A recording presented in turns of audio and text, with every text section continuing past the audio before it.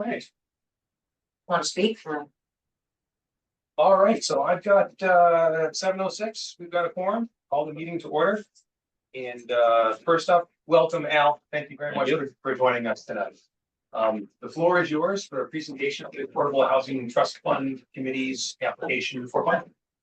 Well, I don't really have a prepared presentation. Okay. It's really, I've come to sort of answer any questions that you might have regarding the application that we had. The application, I think, is pretty self-explanatory. We're seeking to transfer essentially the available balances that are in the community housing bucket of the CPA to the Affordable Housing Trust Fund. I'll give you a quick update. I'm informed that the Attorney General will sometime very soon review and approve the act that was passed at town meeting, which would then allow us to reconstitute a new affordable housing trust. I'm sorry, a new board of directors of the Affordable Housing Trust. There's a few other minor things that board would then have to do, clean up some other issues. I know that there are people who have applied to be members of that board, and the select board does intend to move it as expeditiously as possible to reconstitute that. So what exists today is what exists, what existed for the last 10 or 15 years.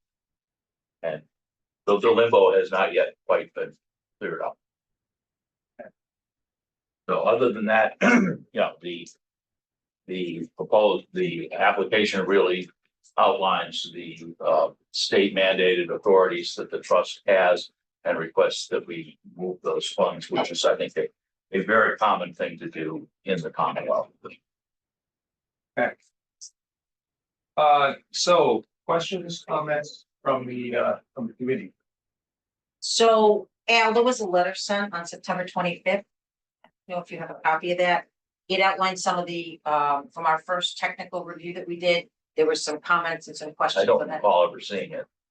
Is that was sent from Betsy Carroll? Hold on just 2 seconds. I just want to verify that.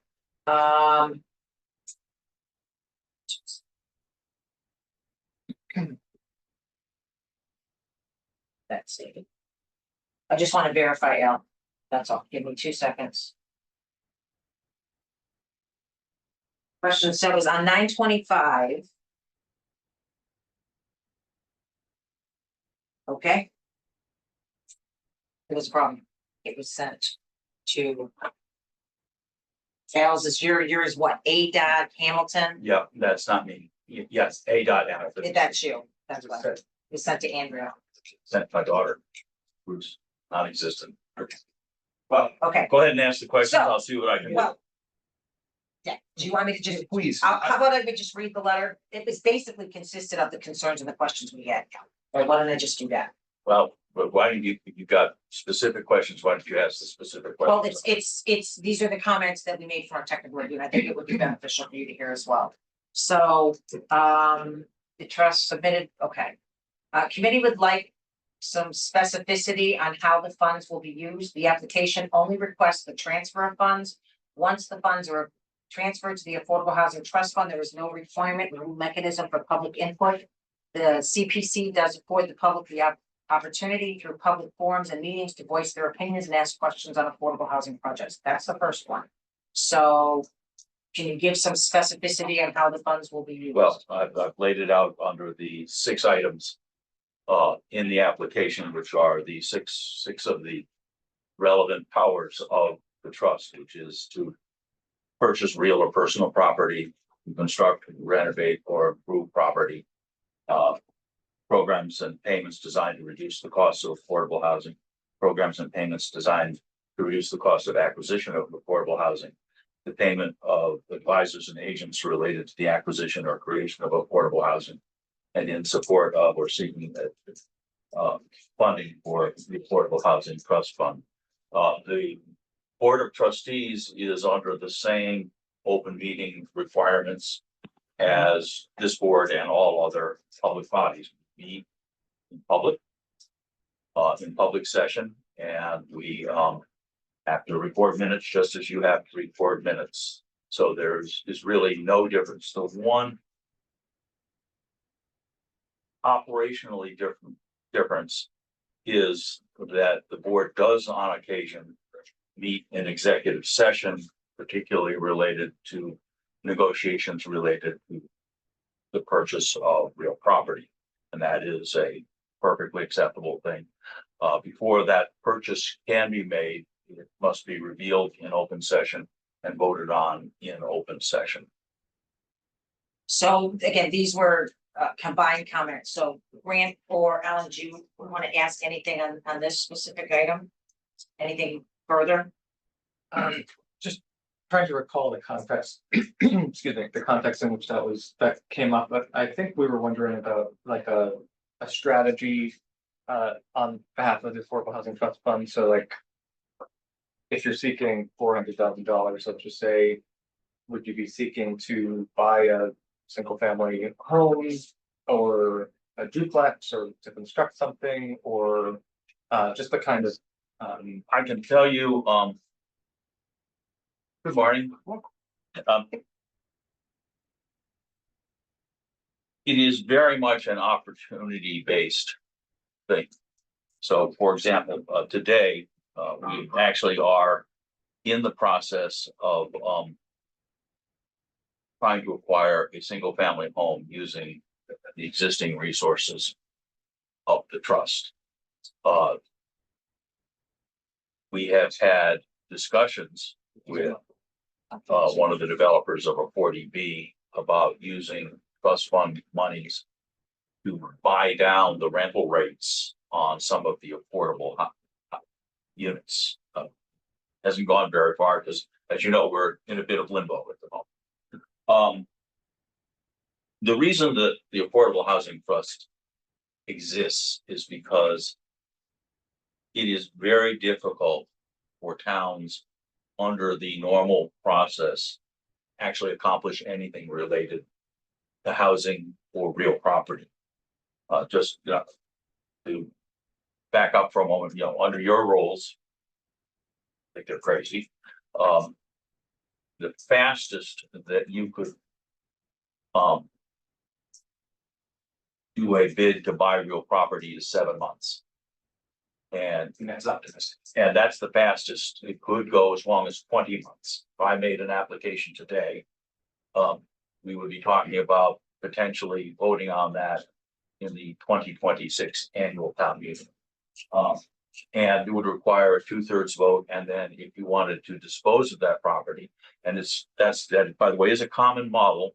So that, for example, the trust might acquire a property and then sell it on to, I'm going to use Habitat because that's the one I know the most about.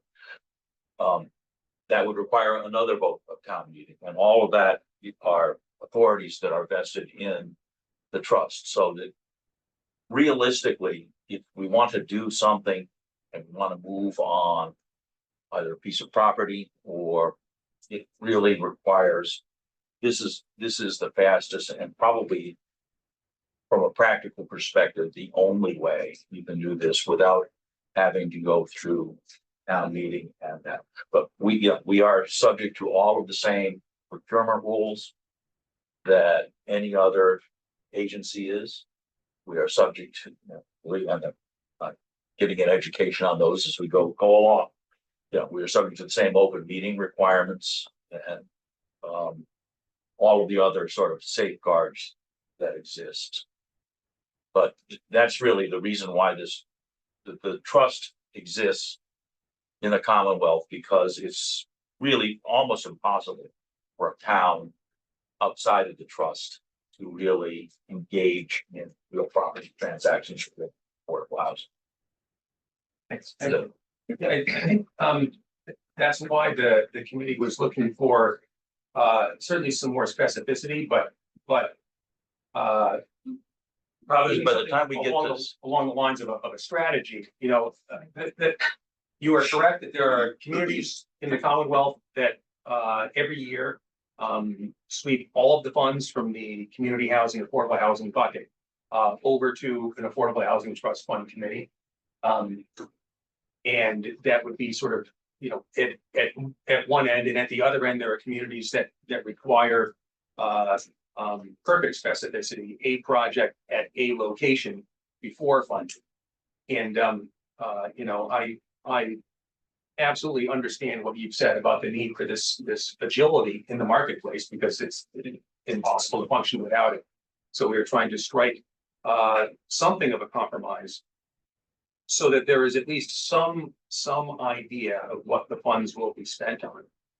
The, you know, the buying down of affordable rates for 40Bs sounds intriguing, an intriguing strategy. There are other, you know, I think other possibilities within town, but the committee was looking for some amount of specificity. We take our responsibility as you know, partially being stewards of these funds ourselves. We take that very seriously as well. When Lisa and I sat down with Jay Tallerman, we talked about this a little bit, and Jay suggested that the communities who do this, you know, that relationship develops when it's after a track record of success has sort of been established. And I'm trying to remember his words, but we talked about you know, starting off with a little bit more specificity. And when a track record has been established, most of the communities that do this yearly sweep are communities with well-established affordable housing programs that have a long track record of success. And frankly, it's kind of known what the funds will be used for. And we're trying to find a path that, certainly not being obstructionist, path that will get everybody most of what they're looking for here and allow the town to go forward with some affordable housing while fulfilling our responsibility. So that's where we're coming from on that topic. I guess I'm gonna counter that with, we have a long established track record of failure. Mhm. And I got elected, I ran on a platform trying to deploy these funds. Yeah. Secure, and our track record is a track record of failure. You know, we've done nothing in quite some time. And I believe that if you're looking now, there will be a new committee, and they may have a different vision. But I would like to see these funds committed as opportunities arrive, because the housing crisis is here today. And and as opportunities arise within the context and the remit of the trust fund, you know, can't go and spend it on a vacation to Cancun. You know, I mean, at some point, what you're saying is you don't have confidence in select board. That is what you're saying. No, And- it's really not. And Al, I'd like to remind you, when I became chair, that I think really one of my first official actions was to frankly pressure the committee to release funds that had been approved for appropriation back in 2010 and 2011. I think it was $270,000. So please understand. I hope you'll agree that I'm certainly not obstructionist when it comes to affordable housing. We're not talking about, you know, putting up a huge barrier here. We're simply talking about getting an idea of the strategy that the funds will be used for. Well, And I think today that strategy is to deploy those funds on an opportunistic basis. That, you know, tomorrow, somebody could come and offer us their home at a reasonable price. Mhm. Or, you know, we have tried to acquire property and failed. You know, we tried to acquire a property on Southfield Road. Mhm. And I couldn't bring myself to pay the price that they asked, because, you know, I'm a cheapskate. And, you know, it's on this public record, we offered $240,000 to buy a third of an acre with a house that was falling down. Mhm. And I couldn't in good conscience offer more, and the property went for just under $300,000. You know, we have looked at a couple of others, and as I say, we have one in process now. So it's really very much, you know, we did take a look at the parcel on Atwood, and that remains of interest to us. If we acquired the parcel on Atwood, we would probably look at either building single family or duplex units. There are a couple of opportunities there, but we have to the town has to remediate the problem with the lead contamination before we can do anything. And we got to meet with the neighborhood because there's some concerns there, and frankly, that we would need the vote of town meeting to transfer that property in any event. There is one parcel that would potentially be available for a larger development. And I'm waiting for the new committee before we even begin to think seriously about that. So it's very much an opportunistic thing, because real estate market right now, is, if you wanted me to tell you, I want to build 6 duplex units. I'd love to build 6 duplex units. I'd love to have Habitat come in and probably with the money, if we had the land, build 4 or 5 duplex units. I sort of know something about their funding strategy, but it's going to very much depend on the resource, not the financial resources so much as the property resources that are available in town, and those come and they go. Right. And so, and to the extent, I'm out talking to realtors on a semi-regular basis. They reach out to me on occasion. Mm-hmm. And so it's very much an opportunistic thing. This is money, you will not hear these words from me very often, but this is money I want to spend. And I think that given the housing crisis, we should spend that money sooner rather than later. And unfortunately, I can't tell you exactly what we're going to spend it on. Other than to say that it is within the guidelines of the trust and the guidelines that are laid down by the state. And, I've had conversations with state affordable housing folks, and, we're looking for opportunity. So that's really kind of the answer to the question. I know you'd like me to say, I want to build 6 duplex units on some parcel of land, and I'd love to build 6 duplex units on, but I don't have a parcel of land. Understood. And, so just speaking as a single committee, in terms of the specificity, I'd be looking for, again, not a specific project in a specific place, and not something that would absolutely straitjacket you into a uniform project that you can only hope is going to pop up. But if it was something along the lines of, to acquire real property for the purpose of creating a single family or small multifamily affordable housing project, something like that. As one committee member, I would be comfortable with that level of specificity.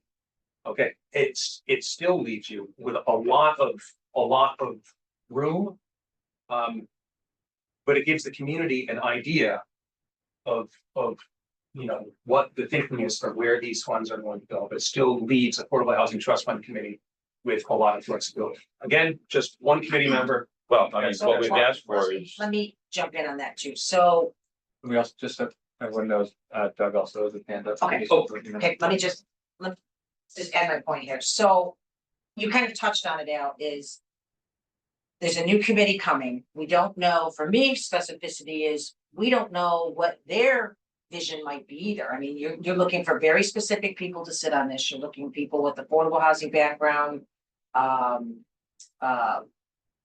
development, finance. So again, they may have some level of a different form of, what they may be looking to do, which also then gives me a little bit of a hiccup, because the committee, and that actually is kind of the next point that we have as well, is as of today, the trust technically doesn't exist. Council was clear about that. You're waiting. I understand we're waiting to hear back The from. committee may exist, the trust is in limbo.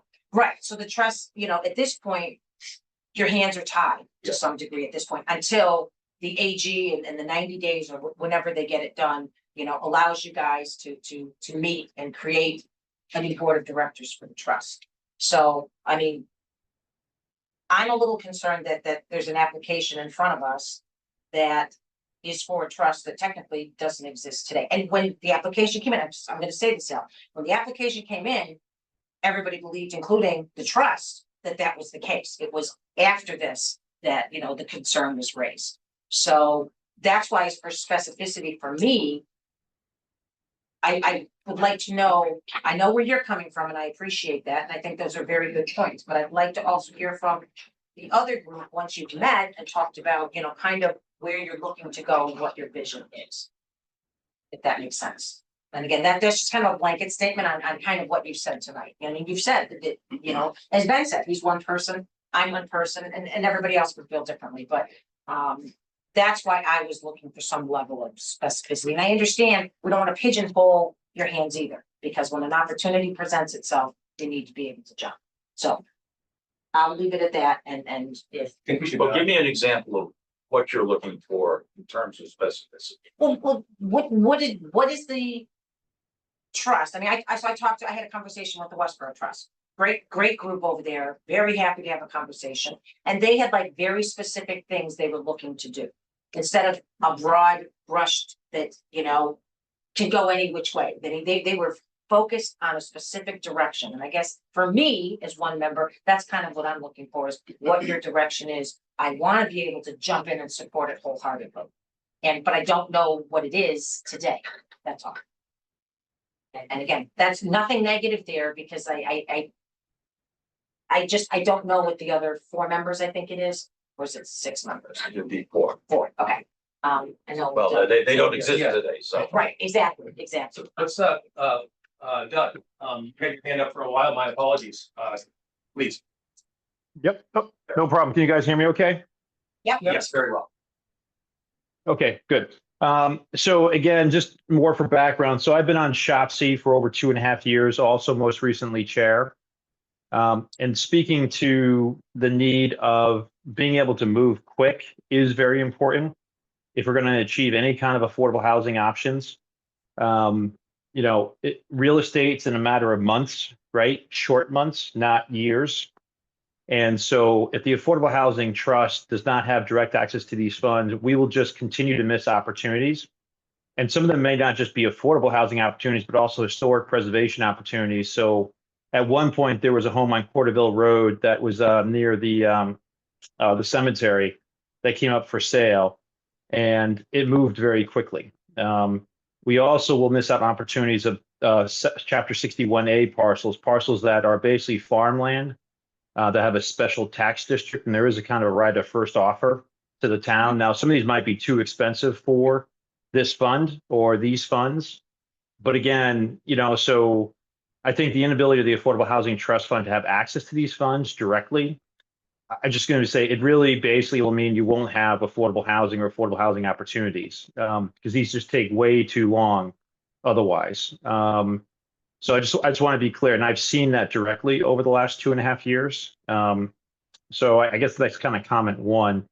You know, comment 2, I do think the affordable housing, because remember, SHOPC voted itself to actually, you know, end and be basically merged with the Affordable Housing Trust Fund, because we saw this as an impediment. In fact, there was 3 committees involved: SHOPC, Affordable Housing Trust Fund, and the CPC.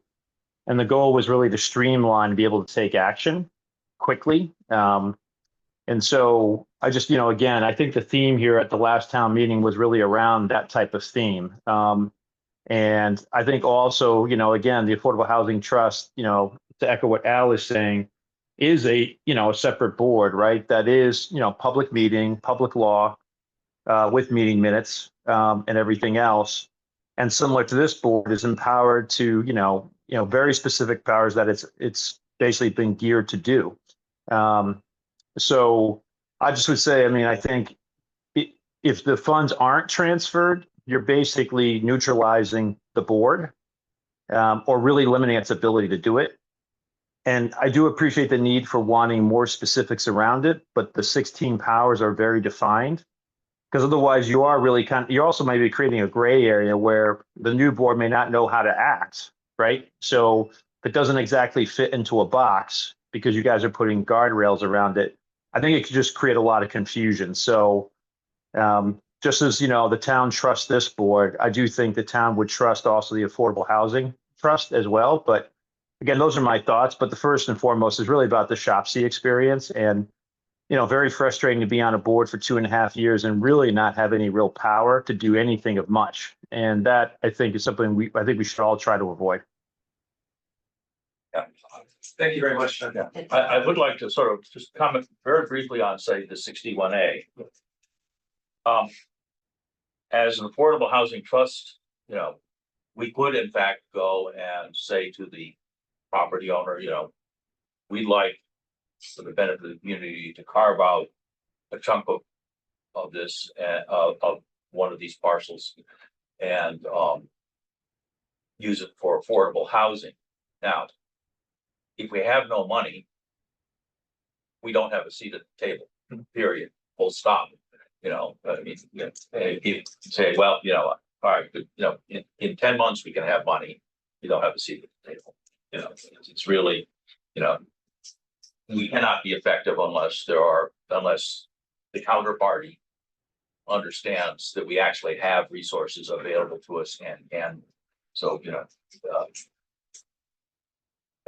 For me, if you don't mind, one thing, and I'm kind of going back and forth on whether or not I really need the specificity, because I know that Affordable Housing Trust does have these set tasks in which they can perform. For me, I think it's kind of related to the scale of the request and how much you actually need, right? Because if you know what you're actually going to do, that would obviously change the scope of your request. Let's just say you have, I don't know how much you have in the Affordable Housing Trust right now. about $450,000. Let's just say And it's hard to spend it. Yeah, well, and so, I could see a scenario in which you're trying to buy a parcel for $600,000 or something like that. And so, you can kind of clearly see, okay, well, we need 150,000. This is where CPC could kind of fill that gap and potentially buttress those funds. For me, just the kind of lack of clarity on the scope directly ties to the amount of the request. I'm not sure if we were kind of waiting for the NO on to figure out what the exact balance will be on the CPA for the housing bucket, but I think that the two are tied together for me. So I'm not sure if I'm speaking clearly, but Sure. Yeah. See if I can put this in context, because I think $450,000 is a lot of money, and we're asking for about $500,000 that sits in community housing. The real estate market does not think that's very much money at all. A building lot in this town today sells for north of $300,000, and to build, I'm somewhat familiar with what it costs to build an 1,800 square foot Habitat single family home, and it's on the order of $500,000 with volunteer labor. Housing is expensive, so yes, personally, I think that this is a lot of money. I don't like spending money, but the reality is that we are not talking about a lot of money when we start talking about housing. They're talking about a relatively modest sum. The goal here, and Kathy has said this, is that we want to try and find ways to leverage that money. And, that means finding partners. And, so examples of leverage, again, I'm going to go back to the Habitat model, which is, you provide Habitat with a parcel and about half the materials cost, about $250,000, and you get a house.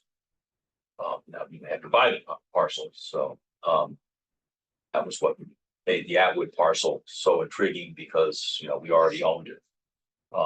If we do a program with the 40Bs where we buy down some of the affordable units or buy more affordable units. And again, takes two people.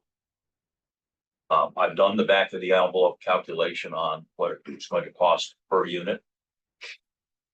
I'm not going to tell you what that number is.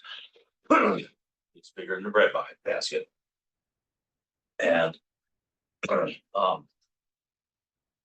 not going to tell you what that is because I haven't negotiated. Gotta have many growth with that. So the reality is, I think if it's a lot of money, I hope you guys think it's a lot of money. But in the real estate world, it is not a lot of money. Yeah, I guess where I'm coming from, and I'm open to hear what others think as well, and I want to, my mind may change on this, but I also think it's tied to the length of the request. So obviously we have, 6 applications this cycle. You're the only one applying for affordable housing. So I think obviously, if we were to give you the money, then, there would be no Well, other. just so we're clear, you don't give me the money, town meeting. That's what I'm saying, but. Gives the. Sorry, that's what I meant, but, that is not competing with another housing request. However, if, we don't put a firm time frame on it, I think. I think in the application, we said we would spend the money within 5 years. Yes, but I would be looking for a shorter time frame than that, because, what if there's a great housing project that comes up next year from another applicant, then we've essentially distributed all of our money to you with, I would say, not a lot of clarity right now anyway on what that would be used for. And then, of course, we'd be out of pocket for when perhaps another valid request But would if you come. have an applicant who's looking for funding. I'm all ears. We're all ears. Frankly, their fastest route to funding is not through you, it's through the Affordable Housing Trust Fund. Yeah, Ellen, you wanted to speak, yes. Yes, I'm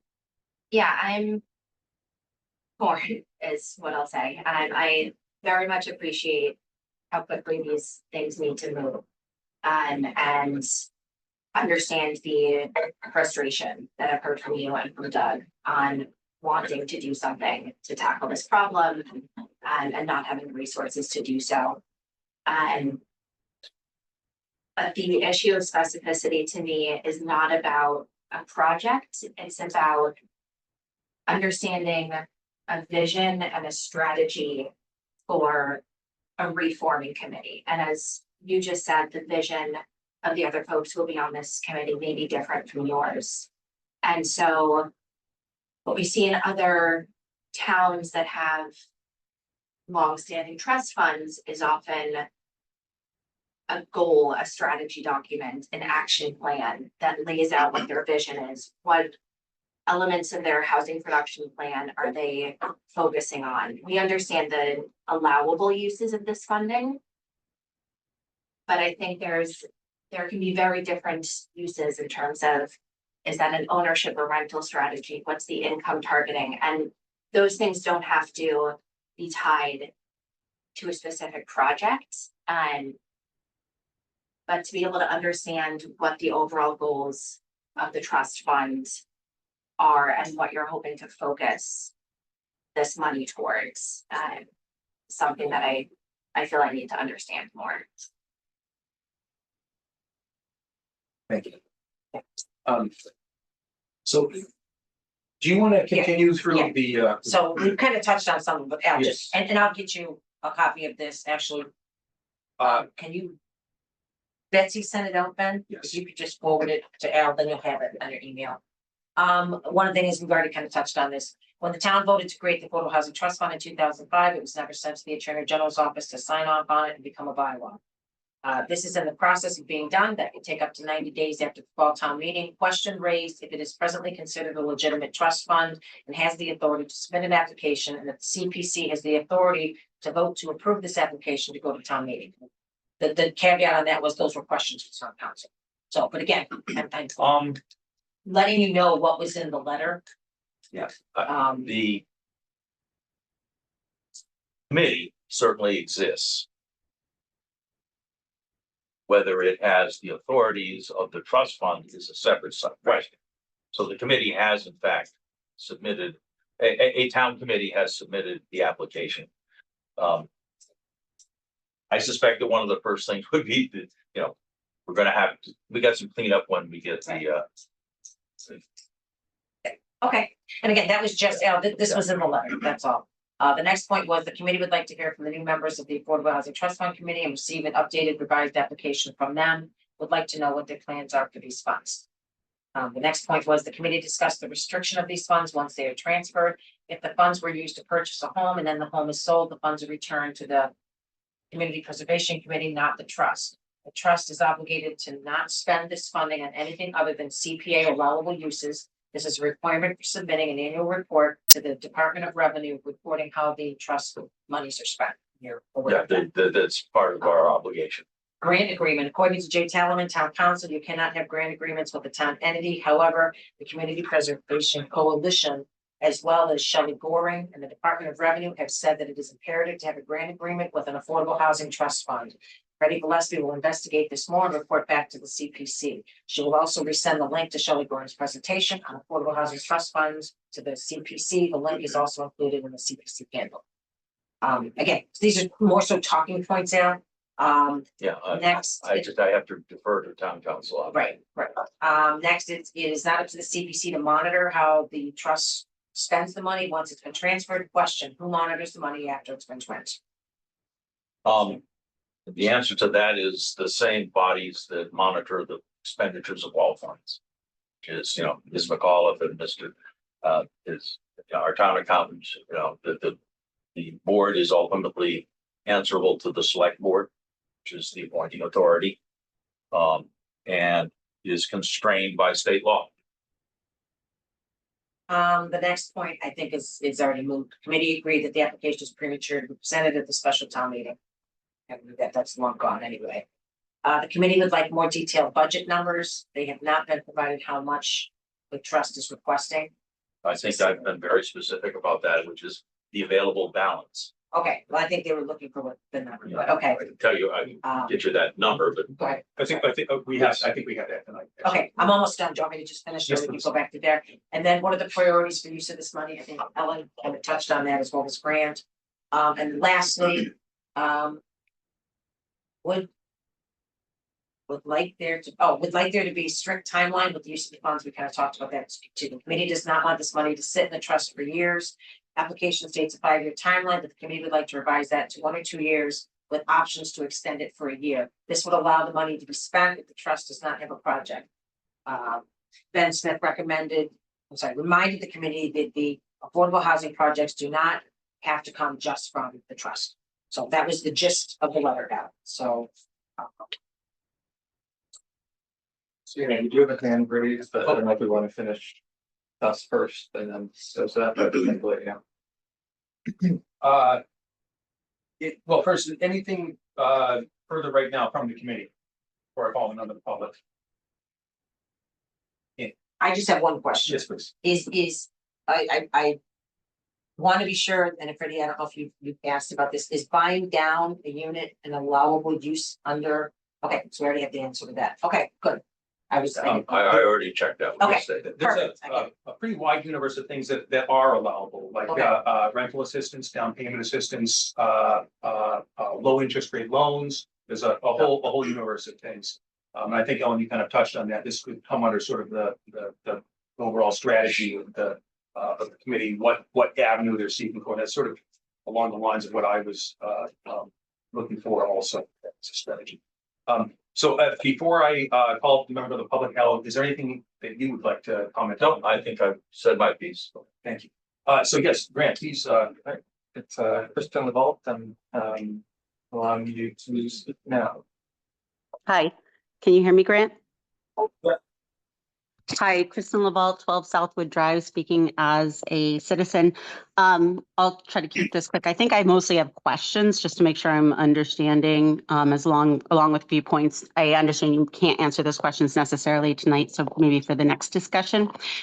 First, I'll start with Lisa and Ellen, where I think what we're saying is it does sound like we're putting the cart before the horse. While the intention's good, there's a lot of things that need to come together, primarily the committee and as Ellen talked about, just a strategy in general. I don't think this is necessarily a concern about the lack of trust. It's a lack of strategy and, essentially, if I'm understanding, what we're asking is to take the taxpayers, I guess, ability to opine on a potential purchase out of the process. And that to me as a citizen, because these are my tax dollars, is a little concerning, which I'll get to in a second. Well, Can I actually, I'll answer get to now. So buying down developers was one thing that was mentioned. My immediate reaction to that, not fully understanding the strategy, of course, because it's not outlined, is I don't like it, taking my tax dollars and putting it into a developer's hands isn't exactly, at least immediately, doesn't sound like something I'd like. What I'm curious about, and this is a question, again, for a takeaway, I don't think we can answer it tonight, is I'm more concerned about the families that we're pushing out of town. And is there something we can do with CPC dollars to help them before we're handing it over to developers to, get them to lower their rents a bit? My second concern, and it comes back to strategy, is that everything I heard tonight was very South Side focused. So again, as a taxpayer, I'd like to have the chance to opine on that strategy. For example, Atwood Street was mentioned a couple of times tonight. That's a pretty hot button topic. I know not everybody agrees that that's necessarily the project to move forward with, as well as single homes. Are our dollars best put forward to single homes? And again, we're not going to debate it tonight, but this is something I think the town has a right to opine on, again, with their tax dollars. And we mentioned, we own the property at Atwood Street, but we don't. We don't own the parcel next door. And I think there was a bit of controversy around that. Last couple of points, we mentioned that, the same safeguards are in place as all other committees. Well, that's fine. That's great. We're following open meeting law, but the main safeguard here is town meeting having the opportunity to have a say in where their tax dollars are being placed and where we're putting the affordable housing and how we're spending it on single homes or otherwise. So, that to me is a concern as well. And then last, I'll just say, Doug mentioned, for example, that we lost out on a potential home on Corderville Road near the cemetery. I may be wrong, but if it's a property, I think there was some question if that actually even was eligible for CPC funding. And so then we get into this potential issue where funds will be spent on something that they really shouldn't be per the regulations. So my intent in putting this all out there is that there's a lot of questions I think that need to be answered. And again, the community has and will have a chance to reflect on this, obviously, in town meeting. But I want to throw them out now for any comments or at least for consideration in the future. Thank you. Thank you, Kristen. There were a lot of questions there, so let me see if I can back up and answer a couple. So the rental buy down is one option. I mean, the reality, it's the way that particular program works is that you went, and I'm going to just pick one of the 40Bs that's being suggested. And about 25% of those units have to be affordable. And that affordability is defined as 80% of the market rate. And there are communities that have given the developer some money and said that instead of 80%, now they are 60%. And that's essentially 60% for the life of that property. And so that is a way of achieving affordability. 80% of market rate is still pretty high given, where rents are today. We could buy some down to 60% or 50%. The other option is to have more of those units be qualified. And again, there are state regulations as to who is qualified to be to occupy those. As far as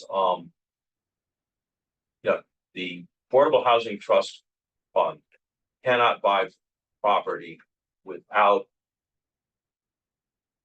announcing it in public, and there actually are some public notice requirements. There's, for example, I don't remember the right word, but there's a 30-day notice period that has to elapse before you can actually close on a piece of property. And the exact terminology for that piece of bureaucracy I've forgotten at the moment. So there are a number of safeguards. If you want to have town meeting opine on every single purchase of property then you will never purchase property. That's reality.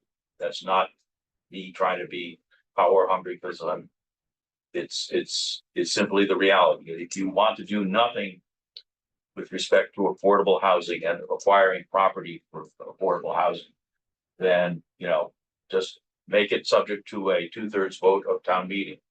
Because at that point, so the state has said this is a tool. Commonwealth has said this is a tool to try and meet our affordable housing goals. We have an affordable housing crisis in the Commonwealth. We are something on the order of 200,000 units short. And if we continue business as usual, then we will get, it's the old definition of insanity. Keep doing the same thing over and over again and expecting different results. So, I think I've answered two of your questions. I think, if you want broad-based community review of every single step, then we're going to continue to achieve the same results that we have achieved in the last 5 to 10 years. And those results for the last 5 to 10 years have been a failure in terms of meeting anything like affordable housing goals. As far as the south side, yes, I freely admit we've looked at 2 parcels on the south side. We are currently trying to acquire a parcel in the north of Route 9 or the Route 30.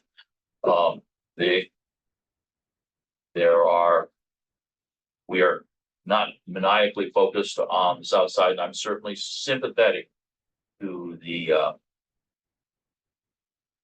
needs or the feelings of the folks that live within the MBTA communities zone, because they're feeling put upon. And as I say, the Atwood property, again, this is public knowledge now. It's, we did this under executive session, but it's been released. We approached the owners of another parcel and asked if they would be interested, that abuts the Atwood property, and asked if they would be interested in selling that property. That is our job. I had knocked on the door with my business card and introduced myself, and they were not interested. And that conversation and the follow-up exposed the contamination issue, and now we're working on trying to figure out what we do about that.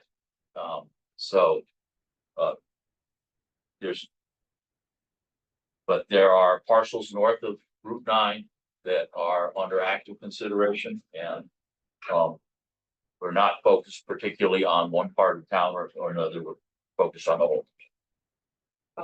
Yeah, I was gonna jump in and just ask one question. It sounds like a primary focus has been the acquisition of real property, the creation of, say 1 to 6 affordable units.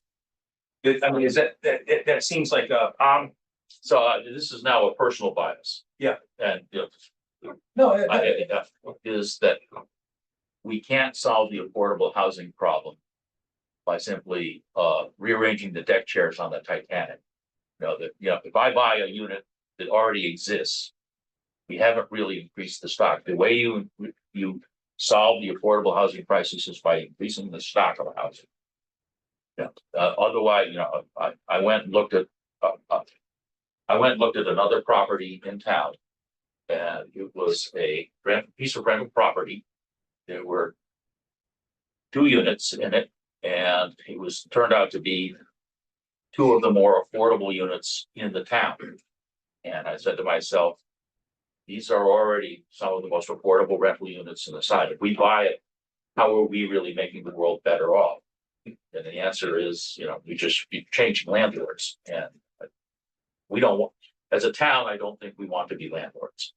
In fact, I know we don't want to be landlords. indeed. No, but it sounds like from the properties that you have looked at, I'm not talking about you're looking at necessarily existing structures, but you're looking at real property. It may contain a structure, it may be open land. Yeah. You could be looking at a larger single-family home that could be divided into 3 apartments, or, but the general strategy that I've seen from the sidelines is looking to acquire real property to create affordable, it appears somewhere between 1 and 6 affordable housing units. Seems to be, that is one axis, but again, the buying down of rates is, Yep. these are all, that's why I say, I think this is very much opportunity driven. I And think, I was gonna say, a lot of, I think, of what we're hearing here tonight. Were just to move to town meeting, questions that would absolutely come up on the floor of town meeting also. Yeah.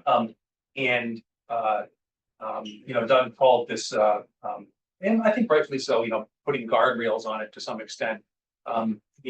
As one committee member, I think the guardrails can be spaced fairly widely, in a way that will give assurance to me, and I think to quite a few folks at town meeting, because there's a much broader universe of things that you can do as an affordable housing trust fund committee that,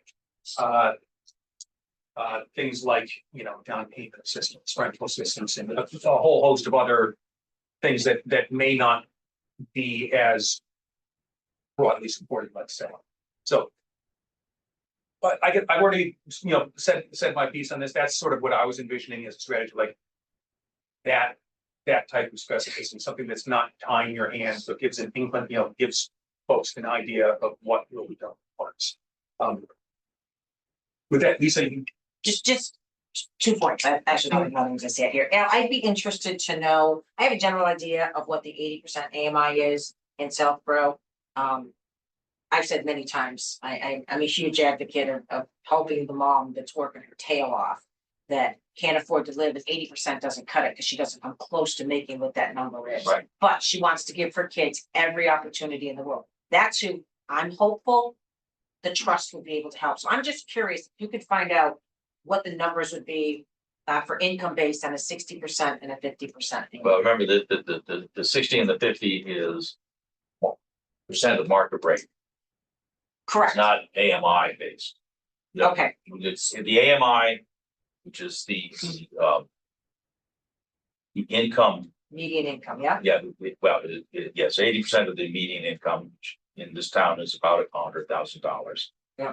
And is sort of the maximum income you can have qualify for one of these programs.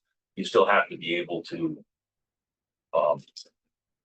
qualify in other ways, but so the 50 and the 60% is percent of market rate rather than percent of, so So it's based on, just so I'm understanding it clear, so it's based on what the market rate rent would be. yes, So say if it was $2,000, Dollars. 50% it'd be $1,000 a month. Okay, I wasn't clear on that. yeah, exactly. I thought you were talking about the percentage of area median income. Oh, I'm Yes, sorry. as Okay, well, beg your yeah. pardon.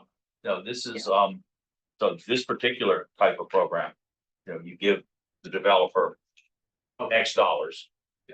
And which means, and the developer agrees that instead of renting those units at 80% of market rate, they rent them at some smaller number. The 25% set aside for a 40B, it had to be priced so they are affordable to a person making 80% of the area median income. And there's a formula for determining what is affordable to this person's, is it 35% of the gross income? So I read the numbers really quickly, just in rough terms, 60% of the area median income would be an income of $75,000 a year. So It's unaffordable for a lot of people. yeah, no, it's No, that's not for our purview here today, but I'm just gonna voice my frustration about that. And that, on a buy down then, let me just ask one more question on that then. So say it buys down and it's $1,000 a month. Well, depending on what you paid for that, is that in perpetuity? Is that? That's my forever? understanding. Okay, because I think that's something town meeting would be interested in. If it's just till the money runs out, then. No, this is not, this is not a rent subsidy. It is it gives us a permanent interest in that particular, Because eventually he loses money when well, ultimately, No, From an economic standpoint. Financially, this could be a good deal for the developer. Initially, correct. No, but, on a permanent basis, because he's carrying less debt on his building or her building. Yeah, Money's money and, a payment today is, reduces his cost of construction, and so there's a permanent benefit that accrues and there's a number. It's just, Again, I don't know any of that. it's just discounted cash flow, to be I honest. guess, yeah, the developer would price the buy down, at a point that would Essentially take equal, care of his lost opportunity cost. exactly, yeah, it's discounted cash flow. so I would just be, again, just Yeah. me personally would be interested in those numbers. And, I completely forgot about what my other question was. I Well, got Freddie- sidetracked on this one, so. Freddie, had a question or comment. Yeah, I do. Speaking as a citizen, not in any consulting role here. And first I want to say, I am encouraged by a lot of the things you're saying here, Al. Because I can't agree more with many of the things you said about the need for housing here and the type of housing. And one of my pet peeves has been, don't buy up low income, low priced housing where you're taking it off the market where it could be, a lower income person's step into the American dream. Right. Taking those, fixer uppers or even a flip, because somebody can get into it at a price point that's not $1 million plus home. And so that's one thing, but I also want to bring back, without being specific, some points about the chapter 61. And I'm a firm believer because I've seen and I've visited some of these projects and I don't want to call them projects because that sounds like a project, but they're developments by nonprofit community builders who have leveraged CPA money and other money to create really significant housing opportunities. And we're talking 35 units or more, and it's mixed income, not, and as you said, 80%, it's, all of these 40Bs we're getting 80%. So what they are is less expensive, but certainly not affordable. And also CPA, just to be clear, is not about affordable housing, it's community housing. So less expensive works. 80% is not affordable and, it's less expensive for sure. But mixed income, just, how do you make some sustainable numbers of 30, 40, 50, and so it's not all low income like the old days when they did projects, but and I believe they can go up to market rate. And one of the things, touching back when I was sat on the committee, we heard from the town's housing authority is they didn't have the resource to manage more apartments or more units. And the beauty of these, or the community builders I've looked into, is they will manage it for you. And they take on the care of the building and, being the landlords, and the town doesn't have to. So that's why I was so much positive. It's not a good sentence. I'm really a firm supporter of looking into the chapter 61 opportunity. And I don't want to speak specifics here, but people say it's too expensive. Well, I'm also on the Open Space Commission, and purchasing open space is expensive. But if you don't do it now, when? And we have a lot of history that plans and the taxpayers and townspeople over and over again said they wanted to have more open space. I know that's not on everyone's radar, but I really believe combining open space to get that sort of positive feeling with an affordable housing the project, so that people who don't want housing in their neighborhood, but would maybe think it would be all right with a beautiful open space combined with it. And I just wanted to also mention that the chapter 61 doesn't have to wait months for CPA funding. You have 120 days, the CPA or the CPC can act just as quickly to vote and get it funded at town meeting, which it has to go to anyhow. So for chapter 61. So there's no months delay to use CPA funds for a chapter 61 project. Yeah, that's You have to something go to that- town meeting anyhow. That's something that we would, for a project like that, we'd have to take a vote to consider that, an emergency that we would act on, and I would expect that to be a positive vote. Yeah. One last thing, just on a creative financing arrangement, based on what Freddie has said, is, if it's acquiring a piece of land for both open space and for affordable housing, those two buckets can be bonded against, which increases the purchasing capacity for a piece of property, just something to keep in the back of your mind. If a chapter 61 property comes up, one way to make it more affordable is to have an open space component, then it can bond against more of the CPA. And just, because I didn't quite finish this. Yeah. And it just went on in my brain, sorry. It was really good too, sorry.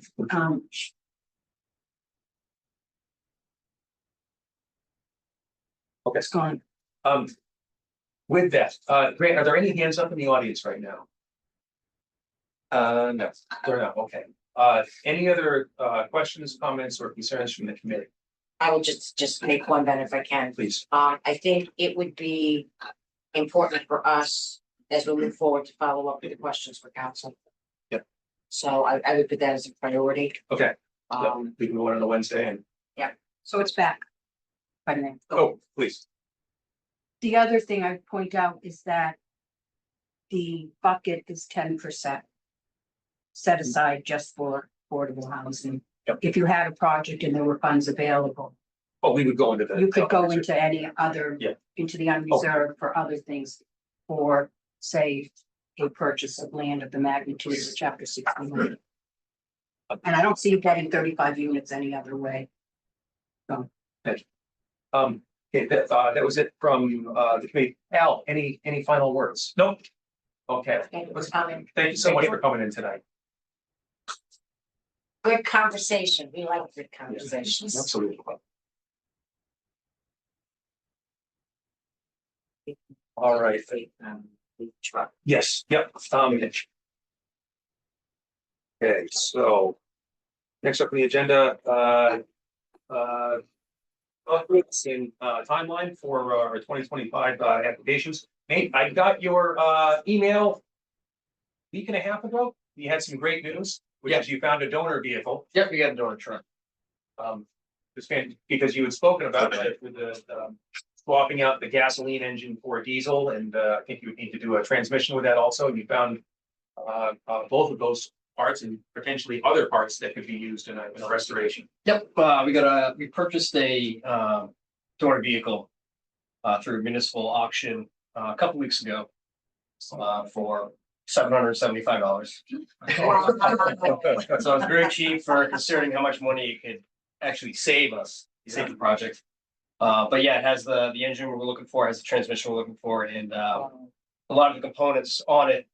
It sounds like the builder, not the builder, the gentleman that would do the project can use to help make the project, faster and hopefully save some money. I figured I'd update everybody on that. And Great. that was a big key component to the project, was finding that. Yeah, that's great. Fantastic, good news, good news. Can I Yes, please. was asked to Oh. check with the Community Preservation Coalition on how putting is it diesel that was gas or whichever way. Yeah, we should just call it like an engine swap. The engine swap, if that met the requirements for a historic preservation. And Stuart agreed that it would qualify. Right, it's like. I said it and he Yeah. came up with it too, a little poking, Like putting a new furnace in. putting a new furnace in a home that you're restoring. It needs heat. You're not gonna put in the old coal shovel in the basement furnace, so it would be the same idea. So that would qualify. That was a question you guys had. Great. Fantastic. All right, so that was, Thank you, Nate. yes, well, fire engine, preservation. Beyond that, did you have any other further updates? No, that's it. new numbers? Would this allow you to create a new budget? We're still waiting to hear back from the gentleman that would actually do the project. It's a lot of there's a lot of unknowns for him. Just doesn't know. For him right now, it's a lot of time saving. We just have to go out and search for it. So I guess he's having trouble finding a good way to budget the labor that would be involved in trying to go find it. The other part of it is part of the budget would be, for him would be actually purchasing the vehicle, but we did it for him. So he has to redo that whole thing. We haven't heard back from him yet. And I gotta go, I gotta call. Thank you. See ya. Okay, so fire engine preservation. Next up, both Flag School and 21 Island. I spoke by phone with Debbie DeMaria on Monday, and we had a great conversation. Yeah,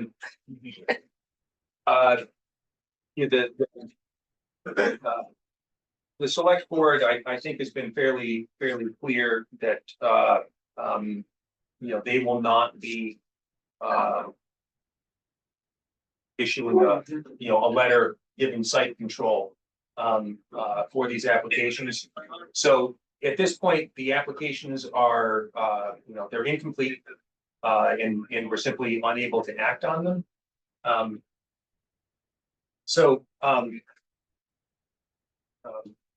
If it sounds from what the select board has said fairly unlikely, but if the select board were to grant site control in the very near term, we could consider these projects, but as it stands right now, the applications have not been withdrawn, but we're unable to act on them in the absence of site control. Did we hear back from Community Preservation Coalition on the site control issue and whether or not it's put forward or after town meeting? Yeah, I did ask that question and he said, you should make sure your application indicates that any application has to have site control and they have to have the document. If they're not the owner, they have to provide proof of site control. And if they're not the owner, some legal permission to have that control. And that our applicant, I said, well, we asked if you have, it's on the application, but you need to be more specific, obviously. And your handbook should also be changed because there's no way you can use taxpayer funded monies to support a project that is not legally capable of being done without site control. Yeah, so, and actually, I should say, in my conversation with Debbie, she pointed out that she found the application to be a little bit confusing. And, to those of us who sort of have worked with the application, well, it makes perfect sense. That one question, do you have site control? And that's sort of all it's there. And we sort of know all the background behind it, but to somebody looking at this for the first time, I now get that actually leaves quite a bit of questions, So I think we should make some adjustments to the application this spring, and as well as to the handbook, going into much more depth about what site control is, what projects it's needed for, and how to demonstrate it. I think we could provide a lot more clarity to applicants. That being said, I will say it was a very positive conversation. Yeah. Hey, Lisa. Just thinking if I want to say this or not. I think that the select board have made their position on this very clear at their meetings. And I know that they're watching this issue as well. And one of the criticisms was that, CPC allowed this to continue. So I would suggest, and much credit to Ms. DeMaria for making the effort and taking the time and caring enough to want to do something, to benefit everybody, that I would hope that if she's watching tonight, or you could relay to her that while we appreciate what she's done, that we cannot act on this. Yeah. And for the reasons that you stated. Again, we're taking criticism from the select board because we didn't take a harder stance So, Yeah, I'll just kind of leave it at that. I worry that leaving the door open on something that they've been very clear that what their position is. Yeah. And it's not going to happen. So, and I'm not asking anybody to vote or anything else, but I think we can all just agree that at this point, there's really nothing that we can do to move forward on this application because it's deficient in Yeah. the yeah, it's, technically it's incomplete. incomplete, that's the Yeah. word. Um, Oh, that's all. That was the other thing Stuart's recommended. Not just for this, but in general, that the technical review, we call it, meeting should be a project eligibility and technical review. And the committee should determine at that very first meeting if a project is eligible or not. And that would take pressure off applicants for going back and doing more work and spending their time and your time on a project that is, actually not eligible for funding. And it wasn't just specific to this project, but a BMP of this, that Yeah. would be. Absolutely, and I think that's another discussion for us in the spring when we talk about making some adjustments to the manual and to the application. I think it's good advice, frankly. So let's put it on the list. But let's see, next up, water tower. I'm gonna lump together the water tower and the Concom and railing restoration. Freddie asked Stuart a couple of questions for us about these projects, and he had some advice for us on these as well. So it started mostly with the water tower and the shingled roof versus the asphalt. And so the question is, was it originally shingled or asphalt? I didn't ask him that, but he said, well, there's all kinds of different shingles. Which kind was it? And there's different sizes and different materials, and they overlap differently, which make them different project. And he goes, you really need some professional advice. And he thought that a good thing to do, and this would be also for the other project, is to require the applicant, the project moves forward, to hire a consultant. Not do a big assessment or anything, but just someone who's there is going to look at the material and advise on which is the proper one, because as these have to be done to the standard of Secretary of the Interior. And somebody who's familiar with those terms and could look at it and say, these were the types of shingles that would have been there. And the same thing with the railing, that it's done historically correct or within the standards, that, it's not just, let's get some pipe and put it in there, or unless that's what works. So he is going to send me a list of different companies that would do this. And this isn't a big, like the assessment we had at the townhouse or the library, or even the one at Flag School, but there's something that we would add that funding in to work with the project proponents is a really smart thing to do, and to help them. And then it's a way of funding it, not making them get that first and then do the application while the project's ongoing. Great, I had forgotten he was gonna provide the list of folks. That's great, because I was gonna say another place, we could suggest they reach out to Lynn Spencer for. She might be a bigger deal than Well, what I he's said talking she could recommend, she now has fairly close tie to our community for all the work she's done. I feel like we could reach out to her and just ask advice. Do you know somebody that we could bring in and just. I'll get the minor list out consulting. first and Yeah. send it out. Isn't that something that we've already done with projects to make sure that it qualifies with the standards? Not in exactly the same way. Projects have come to us where there is an architect with a great deal of historical preservation experience. But we have not, don't correct me if I'm wrong, I don't think we've ever required a consultant for this very purpose. So what happened was, it was slightly different. I'm not, I can't quite remember, it was a while ago, the library, but they had a project where they hired, you got the information before they put the application in. The same thing with St. Mark's, they did their own, and they paid for that before they came to us. Some of that was done, I'm not sure about the exact timeline, but then the project itself.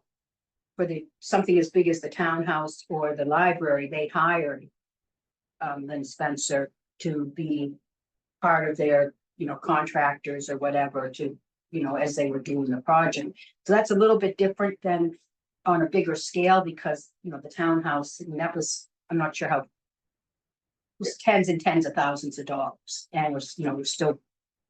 But so I guess paying that. what I'm getting at is, so when we are closing out projects, right, somebody did a great historic. Restoration project. The requirements are that it has to be in accordance with the Department of the Interior standards. Who makes that determination? Does anybody check to make sure Well, that The it's in application- accordance before we close it out? Or are we checking to make sure that it was done in accordance, or how is that done? So you, there's a little bit of, Yeah. just a little bit of faith. Right? I don't know what, some things would be obvious, but when you get the application. And they're saying what the materials are and what they're working on, there's a clue. And, if you don't have that level of specific detail. That's why hiring one of these, and maybe I can ask that question again, but the other thing is when somebody puts in an application. And the CPC does your due diligence and believes it's correct. And then it goes to town meeting to fund it. We're not the inspector for each of these projects. We're looking to make sure what they say got done, but we're not going to look under the hood, so to speak. It's, Can I ask a question? So this was built early 1900s, correct, Grant? Want to tell him? Yeah. Okay, so how would we, 5, I think, or. yeah, I was gonna say, I thought it was the beginning, how would we even know?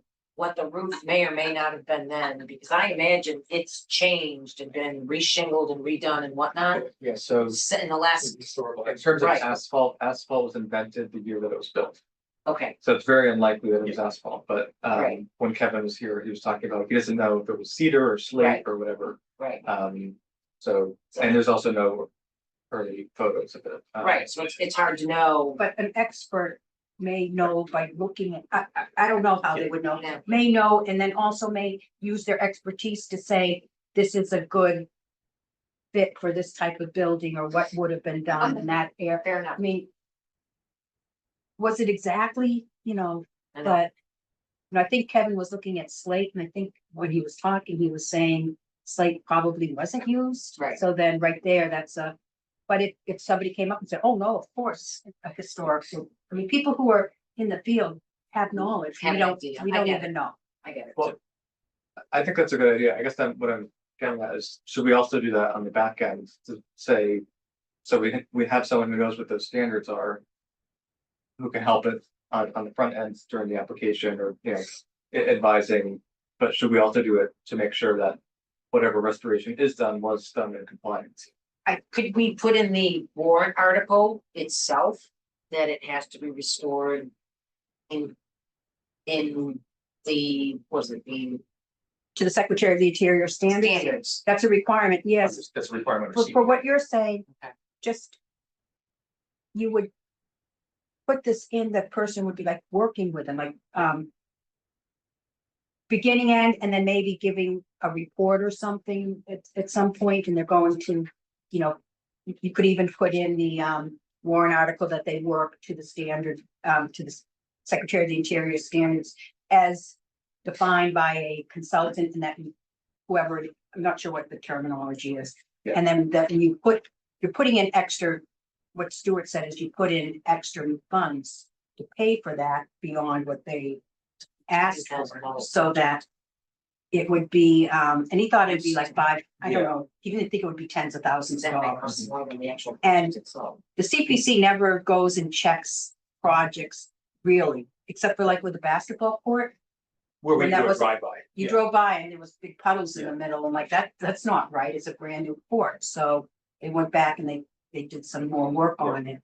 But Yeah, maybe we can follow up after, because I know that we're trying to close out projects under some certain issues like the golf course about the Audubon certificate, and Yeah. they didn't get that, and like, I know that we have certain outstanding issues that like maybe we should be doing some more compliance on. Yeah, I mean, the tough thing is when we find, if we were to find, excuse me, it had been done incorrectly. We don't have enforcement. The only thing that we could do is if work isn't being done correctly, we could say we can't pay for that. But once it's already been paid for, or towards the end of the projects here where there's a couple of pieces missing, we can't, we're not empowered to force folks to finish up the project. Honestly, we rely on nudging them and persuasion and, and those are the tools we have to do this. But we do though, when we authorize the funds, don't we? We can set a time limit, we can set conditions. Well, which we've talked Say, about now. we'll only give you these funds if you transfer the fire truck to the town. Yeah. Or whatever it is. And if they don't follow up on that, then isn't there some sort of consequence, or are you saying that there's no consequence? Depends on the project. Depends on the project. I mean, some projects we would go to town council. And the town's interests aren't being protected, we would have to go the legal route. At the end of the day, there is no, crack team of CPA enforcement officers who, show up in a SWAT van and there's a lot of, as Freddie said, it's, we rely heavily on good faith of the applicants. And we also do our best to follow up and make sure things are done right. And when they aren't, talk with the applicant. We've been pretty successful with that. And maybe checking out some of the bids, that's another topic, but when something goes out to bid, that it's bid properly. We're not gonna, like with a townhouse or golf course. I mean, those bid documents were just incredible. We weren't checking them out. We were just like, we had to have faith in the committee that was overseeing the project and the town employees saying, this has been done, I've signed off on it, the architect signed off on it, we would pay the invoice.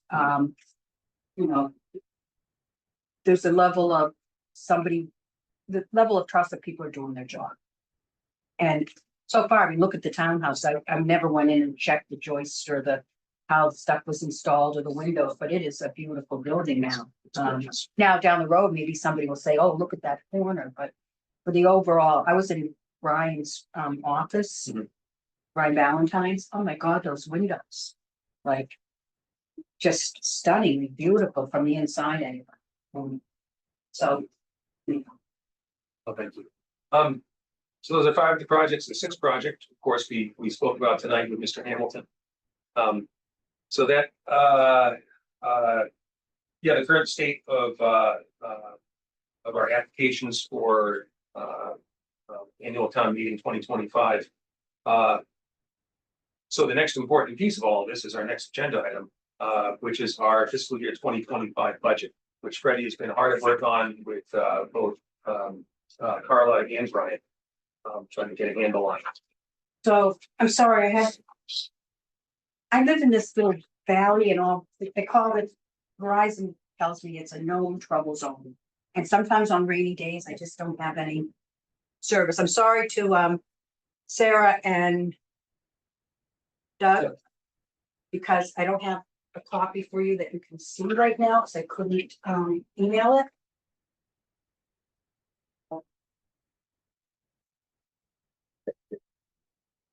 I'm not sure this is already on your side. So this is all draft, and I'll go over what the draft is, and maybe when I get home, it will be working. Try to take a picture of it and share it. Maybe some, yeah. That would be better, actually. So this is draft, which means these numbers aren't final. And if you look, actually, the last page should be the first page. So it says draft, our budget. Change formatting because maybe too much information for the way I used to submit my worksheets. So we have a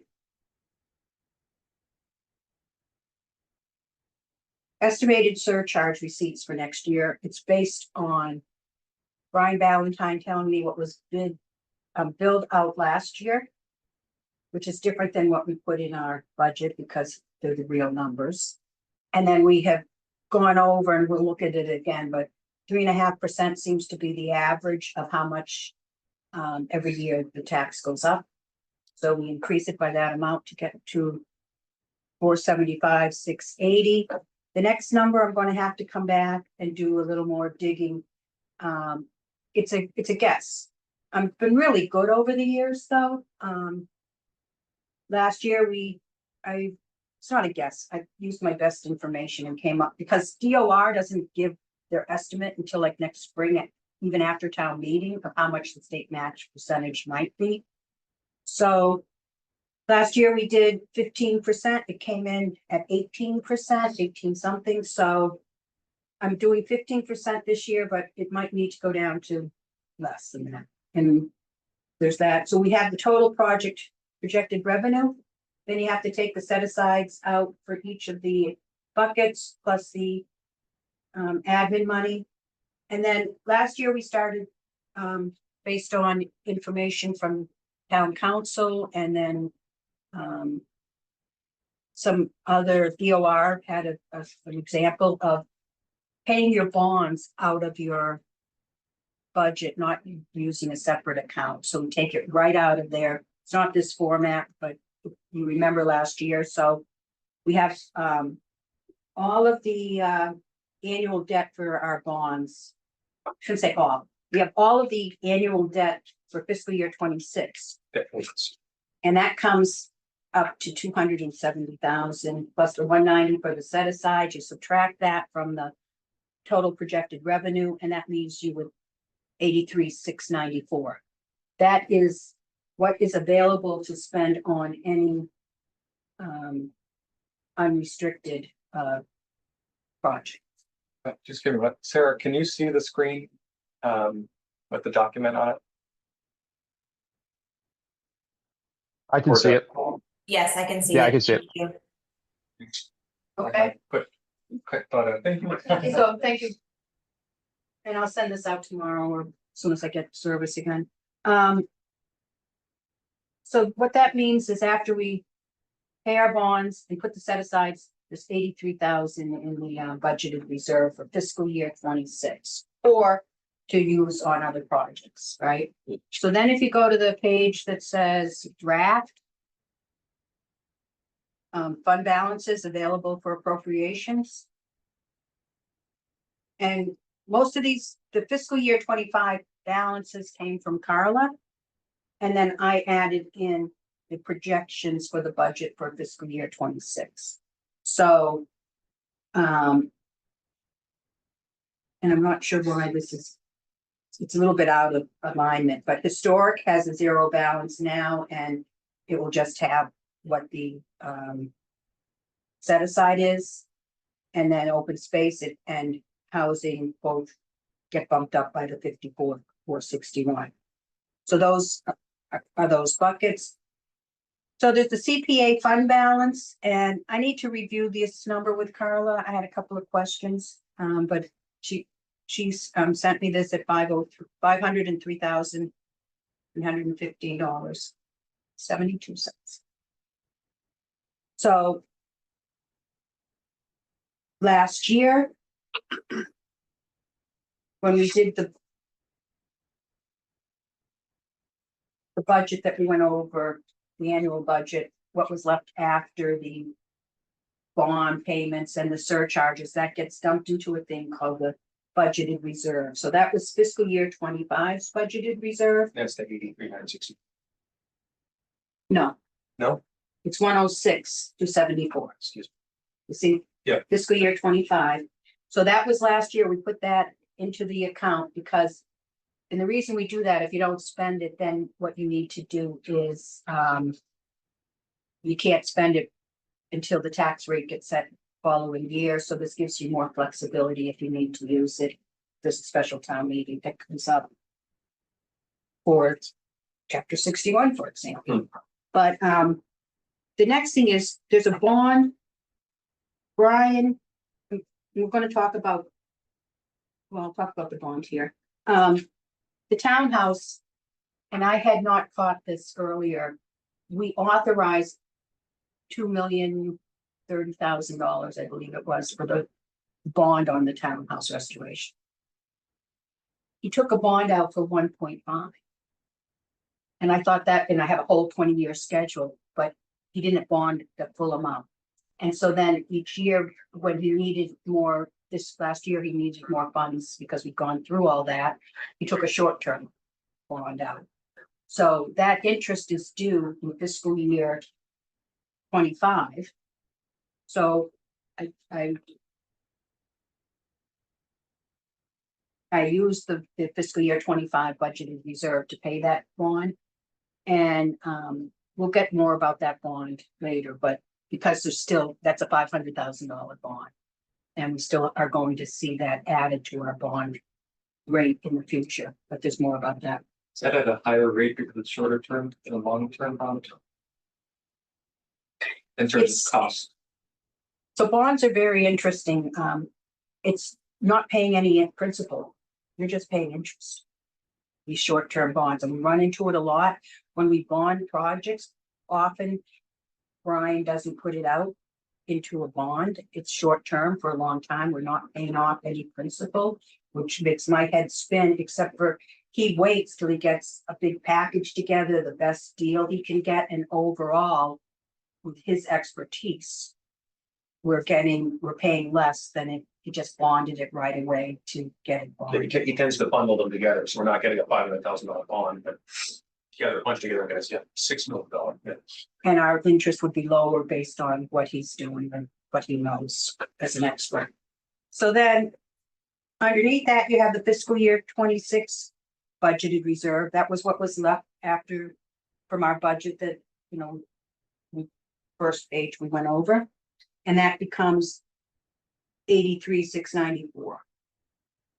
Sorry about my spreadsheet kept adding in decimal points. I don't know why, but so at the bottom, I added all, because right now when you're looking at funding the projects, you're adding all three of these accounts together for how much money is available. Plus, if it was an open space project or a housing project, that money is available for those projects. So basically, if these numbers are all correct, and like I said, I had some questions about the 503. The available unrestricted funds are $670,054. Does that make sense to everyone? Folks at home, okay with that? No comments on my end.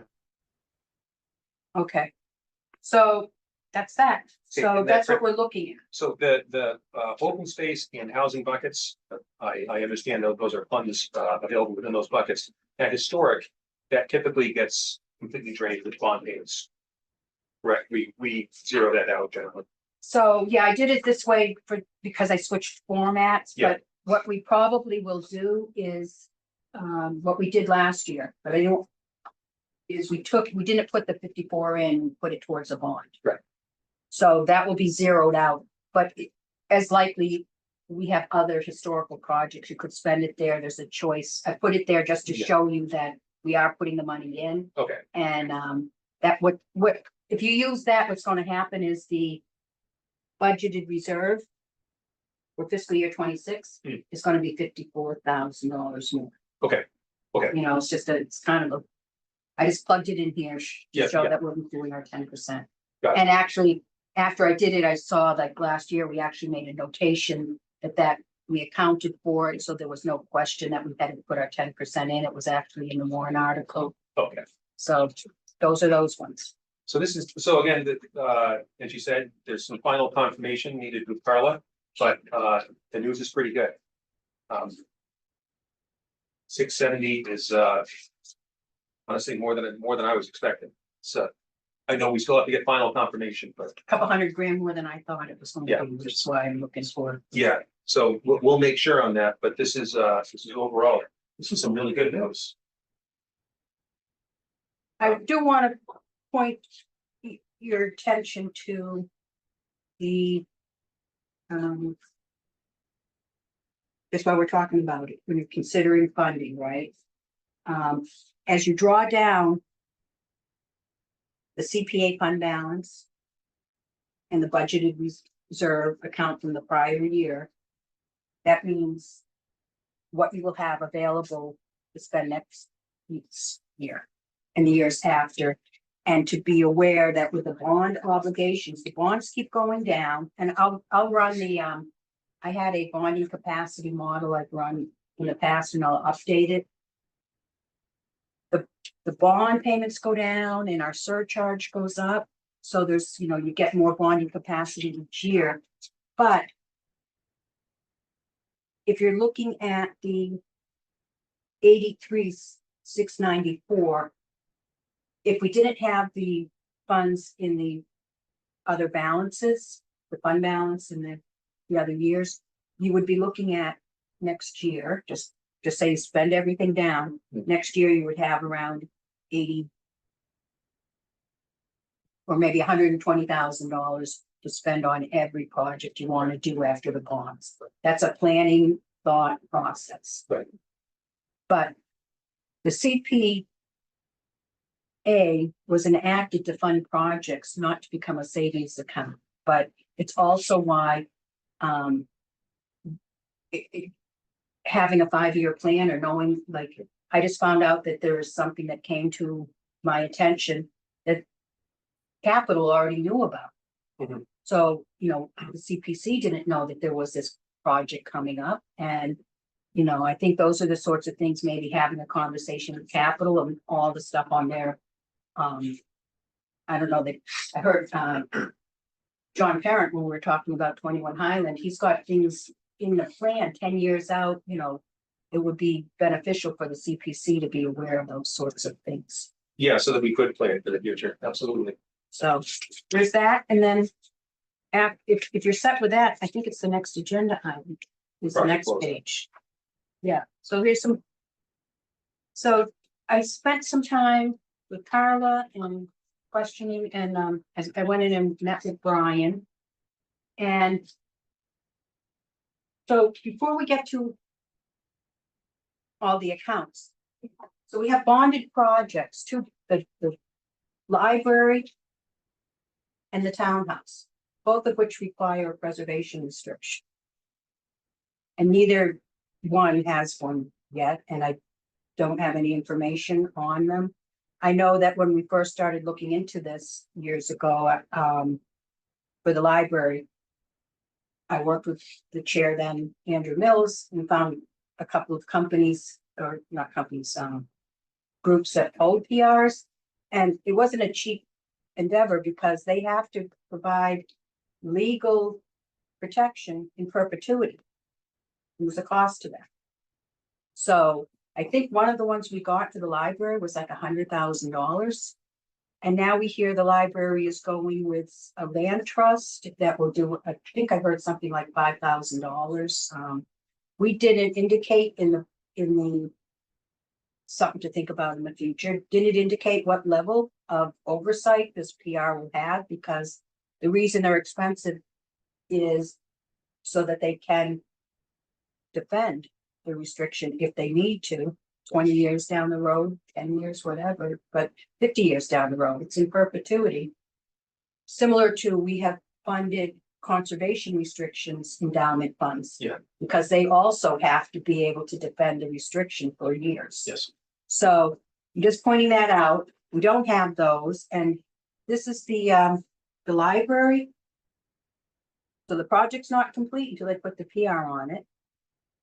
I know the last payment, the project's been done since 8/12/2022. I think you may want to have a conversation with, are they with that? Because right now there's $133,143 sitting in an account that, Can I ask you a question? About, so also down on your list, it lists for $9,815. Different project. Okay. Okay, that was my question. Different That's a project. different project, okay. So the townhouse restoration underneath that. This is also, there's $500,000 in the short-term bond. After the project's complete, except for the PR. And I'll double check with John that every bill has come in, but all of this accounts for all of the POs and everyone who might still be getting paid. And that's what's left. This is what's left, this is what was, the contingency that we set aside, and this also to be used for, again, with PR. And that's, I'm not sure if it's exactly the contingency, but it's right It's- around yeah. there. And the point is, they don't need the 257. But how much do they need? This isn't gonna go out to bond until July 1st. This bond is 500,000, I believe. They're still gonna have to bond the difference between the 247 and the 500 because they still needed those funds. Can I ask another question? So, again, this is the first time I'm seeing a sheet like this with the closeout. So the 257 and the 133, where did those come out? Did those come out of the bucket or did those come out of the reserve? So at some point when they come back, where do those monies go? Or is it a So it's- combination of places? Okay. Because it was a bond, Got it, okay, it came out of just, so for the townhouse, we put funds in we couldn't afford the bond. great. We took some money, I think 212,000, I think, and we probably took that out of historical and others, right? To take, and these are two separate things, okay? Right. So the bond money for the library I is got in it, an account. got it. The townhouse not restoration, the restoration, that hasn't been bonded yet, so it would be, we wouldn't have to bond. Correct, I get it, I get it. So As they're soon as I two ask the separate, question. so we I- won't be I got it. paying money on that. Why Correct, bond it for the next 20 years? And I'm also want to mention that when we do bond it for, say, approximately 250,000, it's going to add up, it's going to add to our bonding obligation, right, and reduce our capacity. Yeah. But it won't, hopefully, instead of 500, it would be 250. I And got we it. want to get that done before that happens. Yep. And the sooner you can get the library PR, and also, like, when the warrant articles were written, it didn't say wait till the project was done or years later. And maybe that's something like, you didn't say it has to be done before you start the project, but I think there was an expectation that those would be done now, and maybe they're in some process of that. So then how do you want to coordinate somebody following up? Again, I worry that it's gone on for how long and it's gonna continue to steamroll and not get done. The library had been working on it, and John Parent had said, I'm waiting for the library. So he can use the same organization as a PR holder. I think we need to reach out to the library. And again, the only tools really that our toolbox here are, persuasion. Of course, yep. But I, they genuinely want to do this. Obviously, they, we discussed this with them prior to making a recommendation to town meeting. We sincerely appreciate the need for the PR. So Maybe invite them in to have a I conversation. think that's a great idea. Both Actually, that's a together, good idea. because there was no. Yeah. There was no indication that one PR was dependent on the Yeah. other, Right. That's a great idea, Freddie. and then you'll know how Let's- much. But I would not recommend, Let's do that for our next meeting. Let's invite them in, because this really, if the library has already been in discussion with an organization who would hold the PR. Yeah. Let's give them some encouragement. Yeah. Or at least get the details.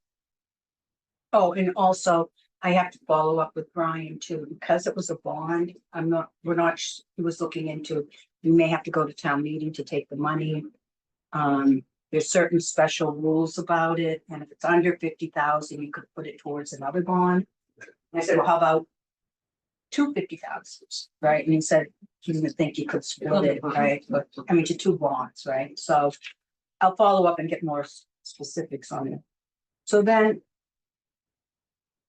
the next, it says check signage. All of these projects need to be, they had a signage requirement, right? So, I'll follow up, Freddie, on the planning board one. so the first one, To be on the agenda to get an update, so let me tell you what that is. please. That was a project that was done. Yep. And then the funds were still there. Yeah, And it was a, it was looking at subdivisions and, you know, the town planner uses this all the time. Yeah. And are these properties protected, right? Because it was is this the project we did on open space? with, well, it came from that. Okay. And it was a joint, and then they had a joint open space Okay. planning board committee.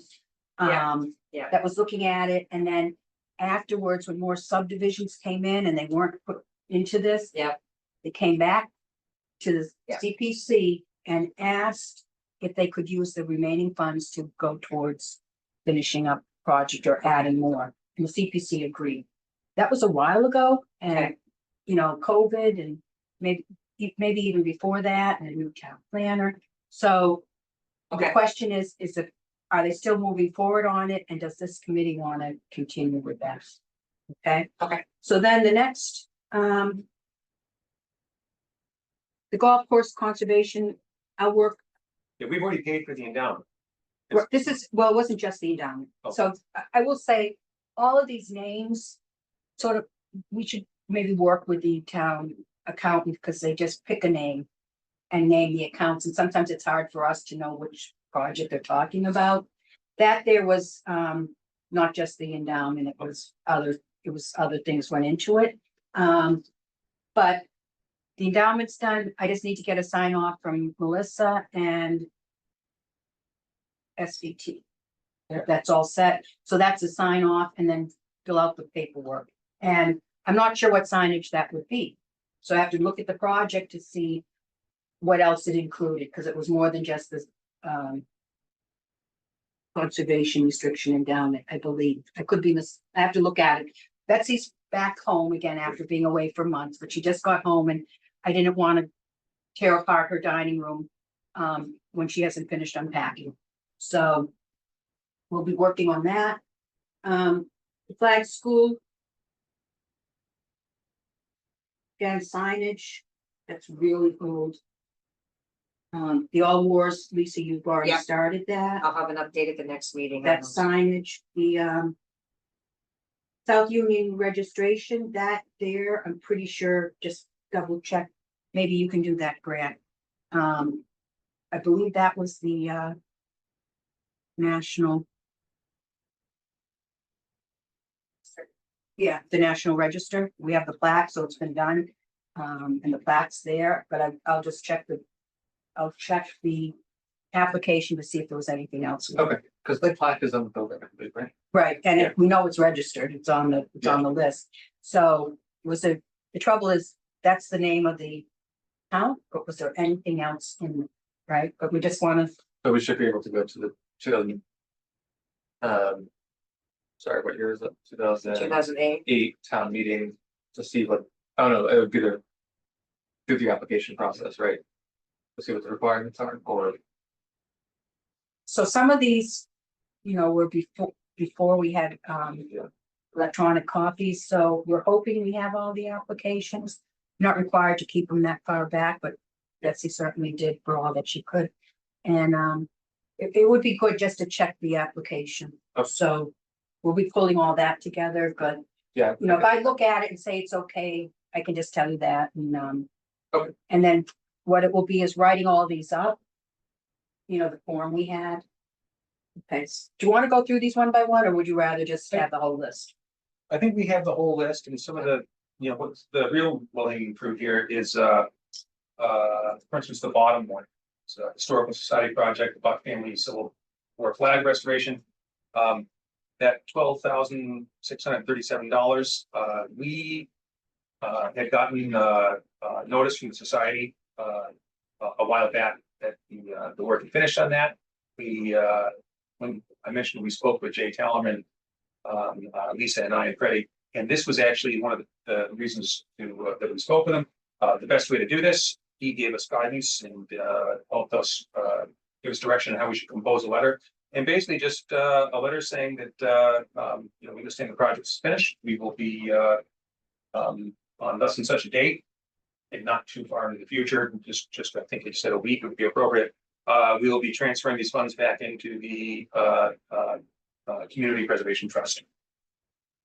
So I'll pen that letter and get that in motion, and that's I think the easiest one to recover here. I'll talk with the golf course committee, but the golf course restoration and parking, that was just residual monies left over, and then they were going to pave the lot, but they went and did it, they found the money some other way, so I think that money's just free and clear and just can recover it. Yeah. But the only other one I wrote, research. The Mooney Field lights. There might be a PO or something, I'm not sure why there would be a purchase order with that amount still out there, right? So I've got to clean that up with Carla. And then the Fay Memorial Basketball Court, we know there's a basketball. And they had several projects at Fay Memorial Playground. CPA funds did the playground with other funds, different components, and I just want to double check why there's so much money left from the basketball before we just sign off on it. Okay. And again, the signage. And then the rest of them, Lisa, you called out the library facade. Yeah. Before they did the big restoration, they came in with a previous one, the first one where they Steps. we did do the steps too. So I'm gonna look at that, but they also did one where they got funds to make the application Okay, to help guide them. It might have been in Spencer. So I'm just gonna double check which one that is.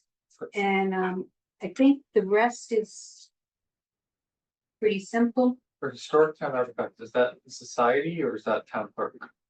neither. Either, okay. Does that have a good memory? That was the library. Oh, sorry. So what happened was the society had a project, and then there was some flooding that happened, and then a lot of Ryan wanted to make sure that documents, and there was a lot of the collection was at the library at the time, and he put together this project. Okay. And it was partnering with the society, but Ryan, the director of the library, took the lead. And they hired an archivist and they did a lot of work. And then after that, the society had some new energy or new members. So they did the next phase, and this was left over from the first phase that was under Ryan. Whatever he had just, whatever was in his application had been completed, but we should double check on that. Okay, thanks. And then was there anything else? And I just, so this here, there's a ledger sheet I get every month. And I simplified it. I took out some stuff that didn't, long-term debt that isn't a project, it's just on the books. And then the ones at the bottom, just so you know, those are on the ledger, and the IP means in progress. So all of these are currently being done, and some of them are recent. The trails and the town clerk's project. And then I have given updates. I'll tell you that the Breakneck Hill invasive is an older project, but it got delayed for contract. I've come in and updated the committee on that frequently, and we are in the midst of working on it with the invasive problems of Breakneck Hill. The next one is, this one is at the golf course. And there was if anyone remembers the pictures of the solid wall of knotweed, which is no longer there, but they're still ongoing. And there was another patch found that the committee said we could then, because the first applications cost less than they expected, and we could do those, and then the remainder is, there's also Tree of Heaven. And the remainder is to do planting after the fact. So that was in that application, and we just had a treatment a couple of weeks ago, not Rita's Lake Bog. And then the other one that's an older one.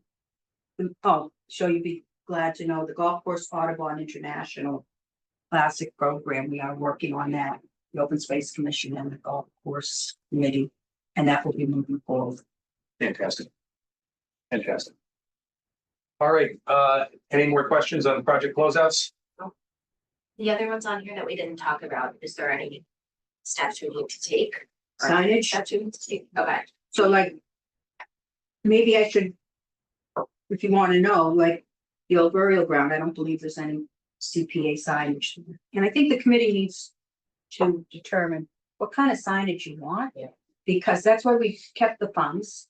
And I know I've said this before, but I often am in another town and, you know, I'll see a huge, you know, CPA fund supported this project sign. Nice signs, or like on the townhouse or the library, shouldn't that? We just recently saw it at 21 Highland. Yeah. A nice brass plaque, I mean, Absolutely. something's not a little. You know, different places need different things, and Yeah. I know that in the day, Paul Berry, when he did the records. There was a sticker in each book, you open it up and it says, you know, not that that's. You know, but it does show to the townspeople that they're getting the value for what CPA does. Pretty Triangle Park, same thing, signage. No signage there that I'm aware of. In case anyone's curious, historical is pretty much in the bronze plaque Exactly. lane right yes, now, signage. so we just put actually the one in the rural cemetery water tower. It's about $500 for a small, That's nice. I mean, that one's. You really might want small. bigger. Yep, I don't know when you said small, but you might. Right, it want- depends on where it is. Yeah, depends on where it is, but you know, no need to hide or be Yeah. discreet. It's like. that's just one company, so I don't know if that's the going rate or whatever, but that's. So a lot of these are historical, so like what would be appropriate at the rural cemetery? And, you know, then the other ones, and I believe Tim was working on some, but, you know, I think you want to maybe have some pictures. I'm not sure if they were just like, you know, like a no parking sign that said, Yeah, I mean, would we want to be consistent? I mean. the something- language should be The consistent. language, but why would we not want the signs to be some level of consistent with like the signs that you guys did at the for the water tower? I mean, that's a great sign. Yeah. And it's tasteful and it's eye catching and it could fit anywhere. Right. I mean, again, that's just a thought, something to think about is. Well, not in the books. Well, not in the books. Yeah. No, but like, you know, we're looking at things here that, you know, the fire memorial. I know Bonnie and I've talked about one for the All Wars Memorial, but you know, some of these just, you know, it's like we can get them to smaller size if it's a smaller project and a little bit of a larger size, but again, it's consistency with the signs that you see around town, I guess. You know, like we have the public safety building and the library have like the same signs now. So if I think that's a great idea, and I think we did have language, because it's not, somebody always said, oh, you know, thanks to the Community Preservation Right. Committee, it's like, no, it's the citizens of Right. Southborough's Right. tax dollars on the Community Preservation Act fund. And we did have some nice language, and I'm sure it's out there somewhere. One thing that historical has been mindful of, especially in the rural cemetery, is sign pollution. just Yes. Because I think there are already like 2 signs in, I can't remember what they're for right now, in the rural cemetery, and then we were trying to get funding for like the Revolutionary War veterans plaque to put there, and so we were like, oh, you know, do we have like 4 signs before you enter the cemetery? why would they I'm not not saying that put we shouldn't do it, signs but. like on the stone wall, that was, stone wall's historic, it's part of the cemetery. Yeah, I agree. Yeah, you know, and just put it. I don't know, I don't think it detracts from the stone wall, I think it actually adds more character. Hmm. And most of these, especially like on the old burial ground. You know, they think it, So like on the stone wall as you walk in. on, you know, on either side, you could do it on both sides if you wanted to get 2 signs. You know, so you could see it from both ways, that, you know, the CPC, but again, a sign that's consistent in the look of it. And then we could just put whatever language you want on the sign, but So you're gonna have to decide how you're going to move forward on that. And if it's a committee thing, and Yeah. I don't know that it's really a good expenditure of my time. no, so can I make a suggestion? So Grant, seeing as you guys have worked on this for historical, but maybe Grant and I get together and come up with some suggestions, would you be willing to do that? Yeah. You know, and Actually, that would be great, you guys, and then we could talk with some of these project components. Especially if there's already, we know a source for the signs. Yeah. This sign from this company will close out the project. yeah, and CPC will agree on the language, Ben. Yep. But I mean, we can try to just, again, come back with something that we can all look at and edit Yeah, and away. I can reach out, Kevin Miller was the one who's really kind of orchestrating that, but he knows the name of the company. And Perfect, we can, and I just do a different if they'd design. be but willing to work together Yeah, once again, They, Grant. they were very, if it's the same company, they were very helpful and did like sign proof. The and mock-ups. Yeah. and Okay. like that, Great. So, yeah. Either that or even Ellen, if you wanted to do it too, that's totally fine. You are like the guru of things. So, I mean, I would be more than happy to step back and have you and Grant work on this. I mean, if you're willing, Diane, not sure that, perfect. One less thing on my plate too, so that's great. Yeah, that's perfect. And then bring recreation. Will have to sign off on their. Yeah. Theirs, Yeah. but my concern is that I saw some of the signs that they were putting up and, like, do not literally a tin. Yeah.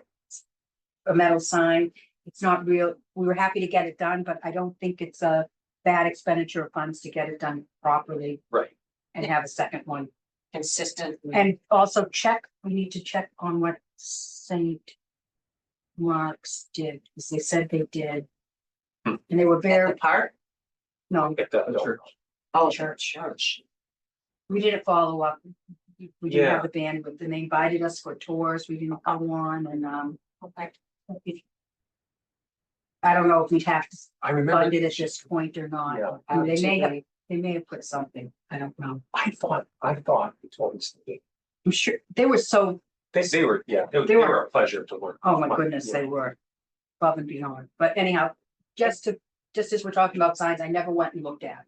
I mean, if the signs, we'll just throw the $500 number out there, that would cover, I mean, the triangle's got more than enough to cover it. Oh, yeah. The old burial ground's got enough to cover it, so, and then we could totally close them out. And that would be great to be able to get something done by, Prior to town meeting. prior to town meeting. Oh, my That'd be goodness, I'm great. hoping. Yeah. I'm hoping some of these we can close out next month. Yeah. If they already have signs that are okay, Right. then we'll just do that. And also I see no need to keep. You could decide. Not to keep. The 18601 for the golf course parking, we could just keep. We might want multiple signs, keep a few thousand and return the rest of it. I mean, I sure. don't think, I'll ask if there's a problem with doing it in multiple stages, Yeah. but There should, you wouldn't think there would be, but we. you Yeah. just never know. Yep. But Okay. also, that would, I think, help alleviate some of the concerns from the select board. Yep. But I Okay. think, your real big money there is in the bonds. Over 300. Well, thank you too for, Three- even though I kind of volunteered. That's almost $400,000. Yep. So. Yeah. Not that the 257 would be available. Right, but in the For a same project. spirit, if we don't have to bond it, if that's. Well, it lowers your bonding Right. capacity, so yes, it is available Yeah. in some other way. All So, right. moving along here, chair report. Just talking about bonding capacity. So Travis Farley, our new rec director, has reached out. He spoke with Freddie and reached out to me. They are putting a budget together to put in artificial turf at Choke Field. And so. Which one's true? Right behind me. Oh, sorry, okay. And aesthetic concerns aside, the reason why rec departments like the artificial turf fields is because natural field, natural turf. can't be used as intensely. It has to rest between events where the grass gets killed, the ground gets overly compacted, and the town, boy, 7 or 8 years ago, we were in kind of crisis spot. And you recall with our athletic fields, simply weren't able to support the level of recreation activities that the town expected with the fields that we had. With the artificial turf, you can use it 12 hours a day, every day of the week, and you're not gonna, you're not gonna wear it out the way you do it. So that's why they're looking to do this. But the DOR has issued guidance that, oh, no, this is actually right out of the act. That a recreation project, CPA funds cannot be used for artificial turf. Now, it turns out much of the supporting work can be funded, and it's the turf itself that can't be. So there's the potential of CPA involvement in this project. The overall project cost was somewhere around $3 million, and the CPA eligible component of that, estimated by the group that put these numbers together, was it was sort of a base estimate plus several add-on options. So the base estimate was about $920,000. So here's the thing. Obviously, we don't have that on hand. We have several applications before us this year. And if that $600 and some odd thousand number holds true, that would be greatly depleted if all of these projects were funded this year. So we have the bonding capacity. So our bonding capacity, in determining that, it is I'm not going to go way down into the weeds on this, but the surcharge that comes in, not the state match, but the surcharge, 75% of that can be used for bond payments. Now, so much of it is already encumbered by bond payments that we only have a sliver left. We could make an additional bond payment of about $30,000 a year, which would not even come close to bonding, even just the base work, never mind the add-ons. This is 2026 annual town meeting is what This would be a future cycle. one of his questions is, could we sneak in this year? And now that we have the budgeting information, the whole thing is kind of rendered moot. I corresponded by email, because the big piece that I was missing was, what's going on with the budget. So I knew I'd be getting that tonight. I'll be speaking with him by phone tomorrow morning. So just to let everybody know, that's the conversation's been ongoing, and that's what I'm going to tell him is that, look, simply the bonding capacity isn't there because we've bonded out a ton of stuff for the past 7 years. So that's where we are with that.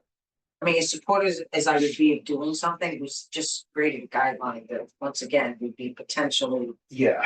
there's always going to be something that can circumvent that process. Right. So, You did allow for an emergency, like what I said, or something that you have to act quickly on, like a chapter 61. Right. You just By found board out of the about committee, it? we could override that. But at least I agree that this doesn't rise to the level of public emergency. and they obviously have known about it. He's new. No, I give him credit Yeah. for it. I'm not calling him, No, saying anything bad. I think capital planning has had some awareness of this. it's on their plan Yeah, so or But anyhow, something, so. we don't even have to get that far into it because Yeah. the funding just Yeah. isn't Okay. possible. So I'll talk with Travis tomorrow and let him know. I'm sure we'll find ourselves in a position to fund her project before too long. There's certainly Sure, there's a some lot of money good in the ones. account. Yeah, Can I please. take off my consultant hat as a citizen? Chair of the Open Space Preservation Commission. I just want to keep a reminder out that until the chapter 61 project is completely off the table, that's still out there. I mean, I know the select board has not moved on it. There's been no interest in that way, but that's in a housing and open space that would need to be bonded. And I would be not doing my job as a advocate for that project to not say, be aware of that when you're thinking about doing any bonding. No, that's a good point, Freddie. I'm not saying don't do a rec project, but you know, it's. I think, and that was also the point I was trying to make about how much money is left after you spend what's in the account. Maybe after we finish the warrant articles, that the committee would want to have a sit down and just sort of brainstorm about not specific project planning, but like how do you want to move forward to the future Mhm. with planning for how do you want to use your funds? Because it's always been, somebody has a project, they get to the door and they get funded. And you didn't think about like, what about next year? And maybe you need to start thinking about what about next year. So, Thank you. thank you. So also on chair report,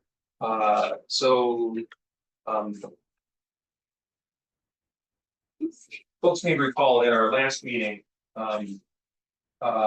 Lisa and I, we each thought the other had invited affordable housing to the meeting, and it turns out neither of us had. Wish it hadn't happened. It was inadvertent, you know, Al was, he was pretty upset about that. And, so Lisa and I ended up meeting him, the morning after our meeting. We met on a Thursday night, and that Friday morning, we met with him, at the townhouse. And I will say, I think emotions may still have been running a little bit high after, our special town meeting. I think, you know, really the select board were not big supporters of our citizens petition warrant article. And I think there may have been some frustration over that. I think it's fair to say that Al was he was upset with what had happened with the scheduling of his presentation. Lisa and I were quite open about what had happened. We offered an apology and told him that the night previous we would schedule a meeting so that he could come and present. Some of the other things that he said, I really have to share it with the committee. He when the scheduling error took place, he had assumed, I think, that it was Freddie had failed to let him know that he was scheduled to present. And when Lisa and I met with him, I think it's fair to say he was pressuring us to fire Freddie. Mhm. So, you know, both Lisa and I, again, stressed it. Said it had nothing to do with Freddie, and I don't think folks outside the committee recognize how heavily we rely on Freddie, the amount of work that she does for us. So anyhow, we shared a lot of that with Al. He brought up one other concern, and he said that he thought that there was an ethical concern. I want to make sure I get this right. That Open Space Preservation Committee, of which Freddie is the chair, has appointed a member to the Community Preservation Committee.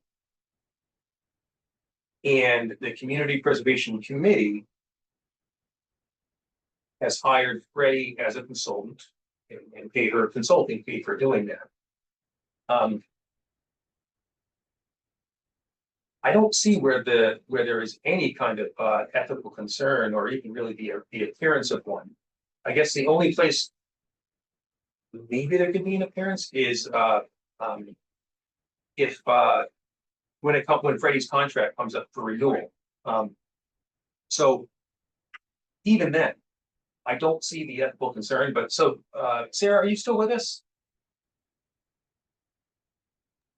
I'm here.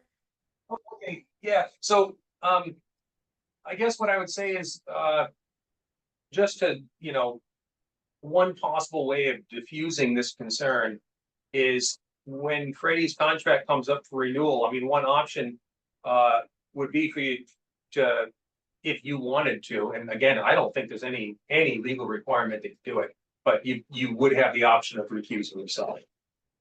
Sorry, what is the concern?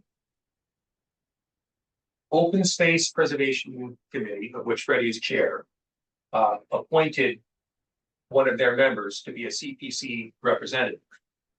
And that person, Sarah, could potentially on CPC be then voting on a renewal of Freddie's contract.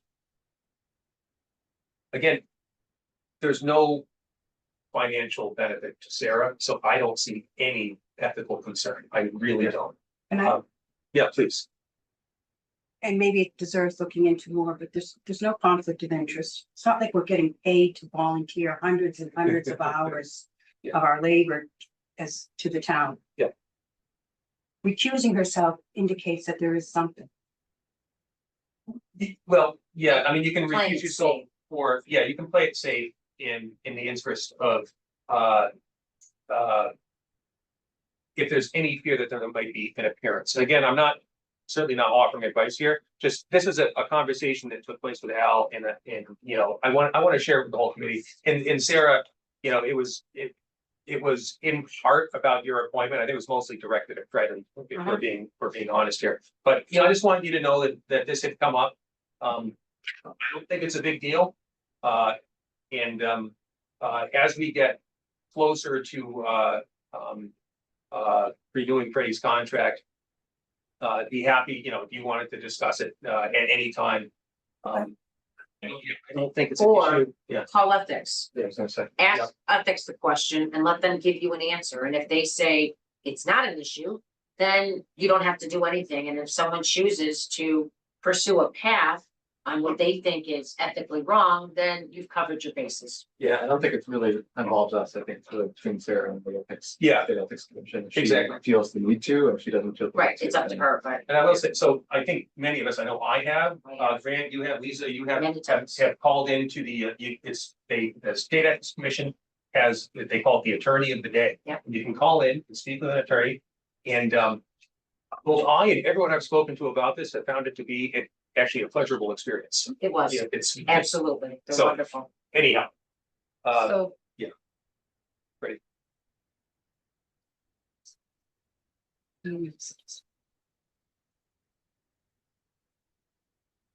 Yeah.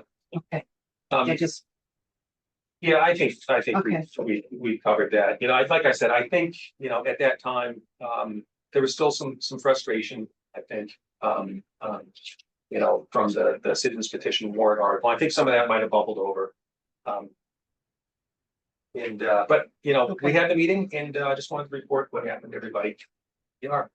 So with that, unless anyone has anything else, we're on to next meeting dates. And I don't have my calendar, but whatever works for everybody, I'll try to make work. when it comes out. I started doing my calendar on my computer and I didn't run it. we have, traditionally done Thursdays Yes. and when is conservation meeting? The fifth. Breaks, I can't think of it.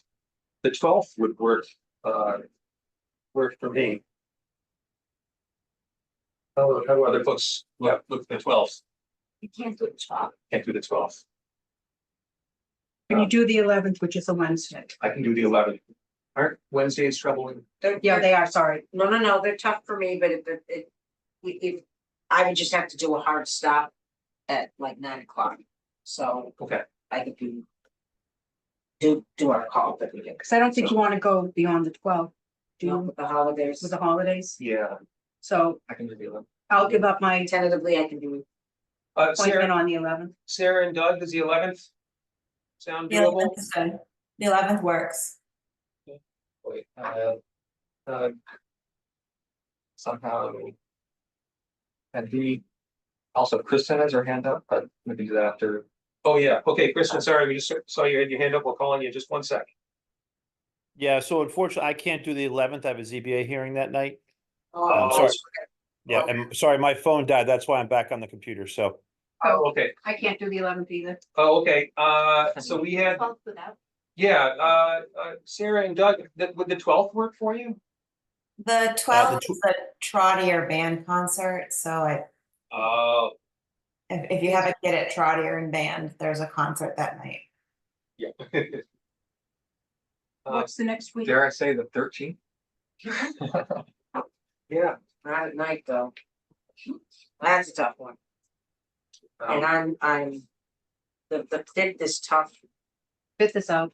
Yeah, I can't do the fifth. I see. And the following week, I have a planning board the sixteenth and a select board tree hearing on the seventeenth. What about the 18th? Great. 3 nights in a row? Come on, it's right before the holiday. Sorry. No, I'm So, kidding. uh, The you have 18th, a I have another ZBA, I have another ZBA hearing. There's 2 in a row. What about the 4th of December? So Which is a Wednesday. I can't do that. Can't Sorry. do that. Yeah, this time of Do year. other times that week though. the fifth is tough only because I'm flying out early. I've got conservation. with that. So, that's that. Monday, planning board. When's your planning? So board was there Monday? generally consensus on the 11th? Uh, think a lot of Doug people could couldn't not do do the the 11th. Yeah, I have a ZBA hearing, but That's again, right, that's right. if you Bill. guys have a quorum, that's fine, but yeah, I have a ZBA hearing. on the 11th. Okay. Freddie won't be here in the What about 11th. the 12th? Ellen, you couldn't do the 12th. Who else couldn't do the I think 12th? Sarah, What about the 10th? 10th works for me. What's the name? 10th, I'm gonna say tentatively works for me. All right. Is that a Tuesday? That's a Yes, Tuesday. Just saying. Never on a Tuesday for me, but I'm not in Bells right now, so. Oh, okay. Not Let's that I'm pencil important it in. one You still either, but still have Brett to coordinate as well. yeah, tenth, yeah, Yeah. tentatively. Okay. does that work for everyone who's here now? Tuesday the 10th. Cause what, Freddie, the 9th is 21 Highland, correct? I believe so. Yeah, again, I don't have it in my calendar, I'm just off the top of my head, I remember I had something going on, so totally fine. That's Okay. 7, right? So that's our next meeting. Kristen, is cancel on? Oh, yeah, Kristen, I'm Yeah. sorry. I hope your hand wasn't up for a long time. What's up? Hey, just an administrative question. Obviously, I'm eager to rejoin you guys, and we're waiting for the Attorney General to, I guess, bless what we voted on in special town meeting. It's just been occurring to me, like, who's responsible for monitoring that and then letting committees know? I'm happy to follow up, but I also don't want to overstep. But I'm also not sure, like, who is monitoring to say, hey, we're good to go, and we can fill Yeah. those So that- positions. Yeah, the keeper of our bylaws, which are being updated, is Jim Hegarty. So he's the one who keeps up on that. And I'm confident that when word comes through, he will it'll be up to him to let all of the contributing bodies here know that they're going to have to, even those of us who are already on, I think we will have to be officially appointed by our respective town bodies. Got So- it. Thank you. You bet. 4 minutes. We do not have minutes. Now that we have the budget, we have to seriously talk about putting together some sort of budget to try to entice Laura Davis to do our minutes.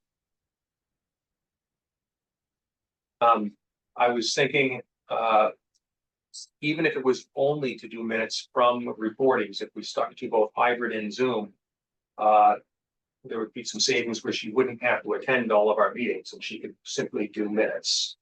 Can I offer a suggestion too? Yeah. So Matt's company, my husband's company, uses an AI. It's actually free. And it'll actually take your minutes and give you a summary as well. It will give you like a transcript and then do a summary, which you incorporate into your minutes. Yeah, they do it. So let me follow up with him on that then. Let's give I it mean, a if we try. can do something like that and get it like right away and it might be worth it. And even if it is for a small fee, it's certainly gonna be less Yeah. than, Yeah. paying somebody to take the minutes each week. And So, then and I'd be happy you to, review it, so if correct, AI got it wrong. correct. You would review it and, And you- it would they be your use it minutes. through where he works. Oh, So, neat. yeah, so I'll get the name of it and everything. Well, thank And, you. I'd be happy we could try it, at least give it a try. Or maybe our meeting, if I can Yeah. get it together on the 10th. I know I talked to Jay at the townhouse and he was like, well, we're looking into stuff, don't do anything, but I'll do it on my personal computer, so if there's any issue, it doesn't affect any town networks or anything else, so. It would just kill my, It's not a bad thing, so that's okay. Yeah, sorry, and I didn't mean to interrupt, Ben. I Oh, just, no, please, again, I'm that's always great. looking for the Yeah. best and cheapest way Who to. did take the minutes last week? That they were recorded. So I don't think anyone is prepared. So So we could look to, we could try. I could see if Betsy would do them again. She did indicate she might. And if she didn't want to, then you could check with Lara. Okay. Does that sound like a plan of action? You, does. have you go ahead? Yes, please. Okay. Thank you. It looks like we're missing October 16th, October 23rd, and then today's. Today's, okay. Yeah. Okay.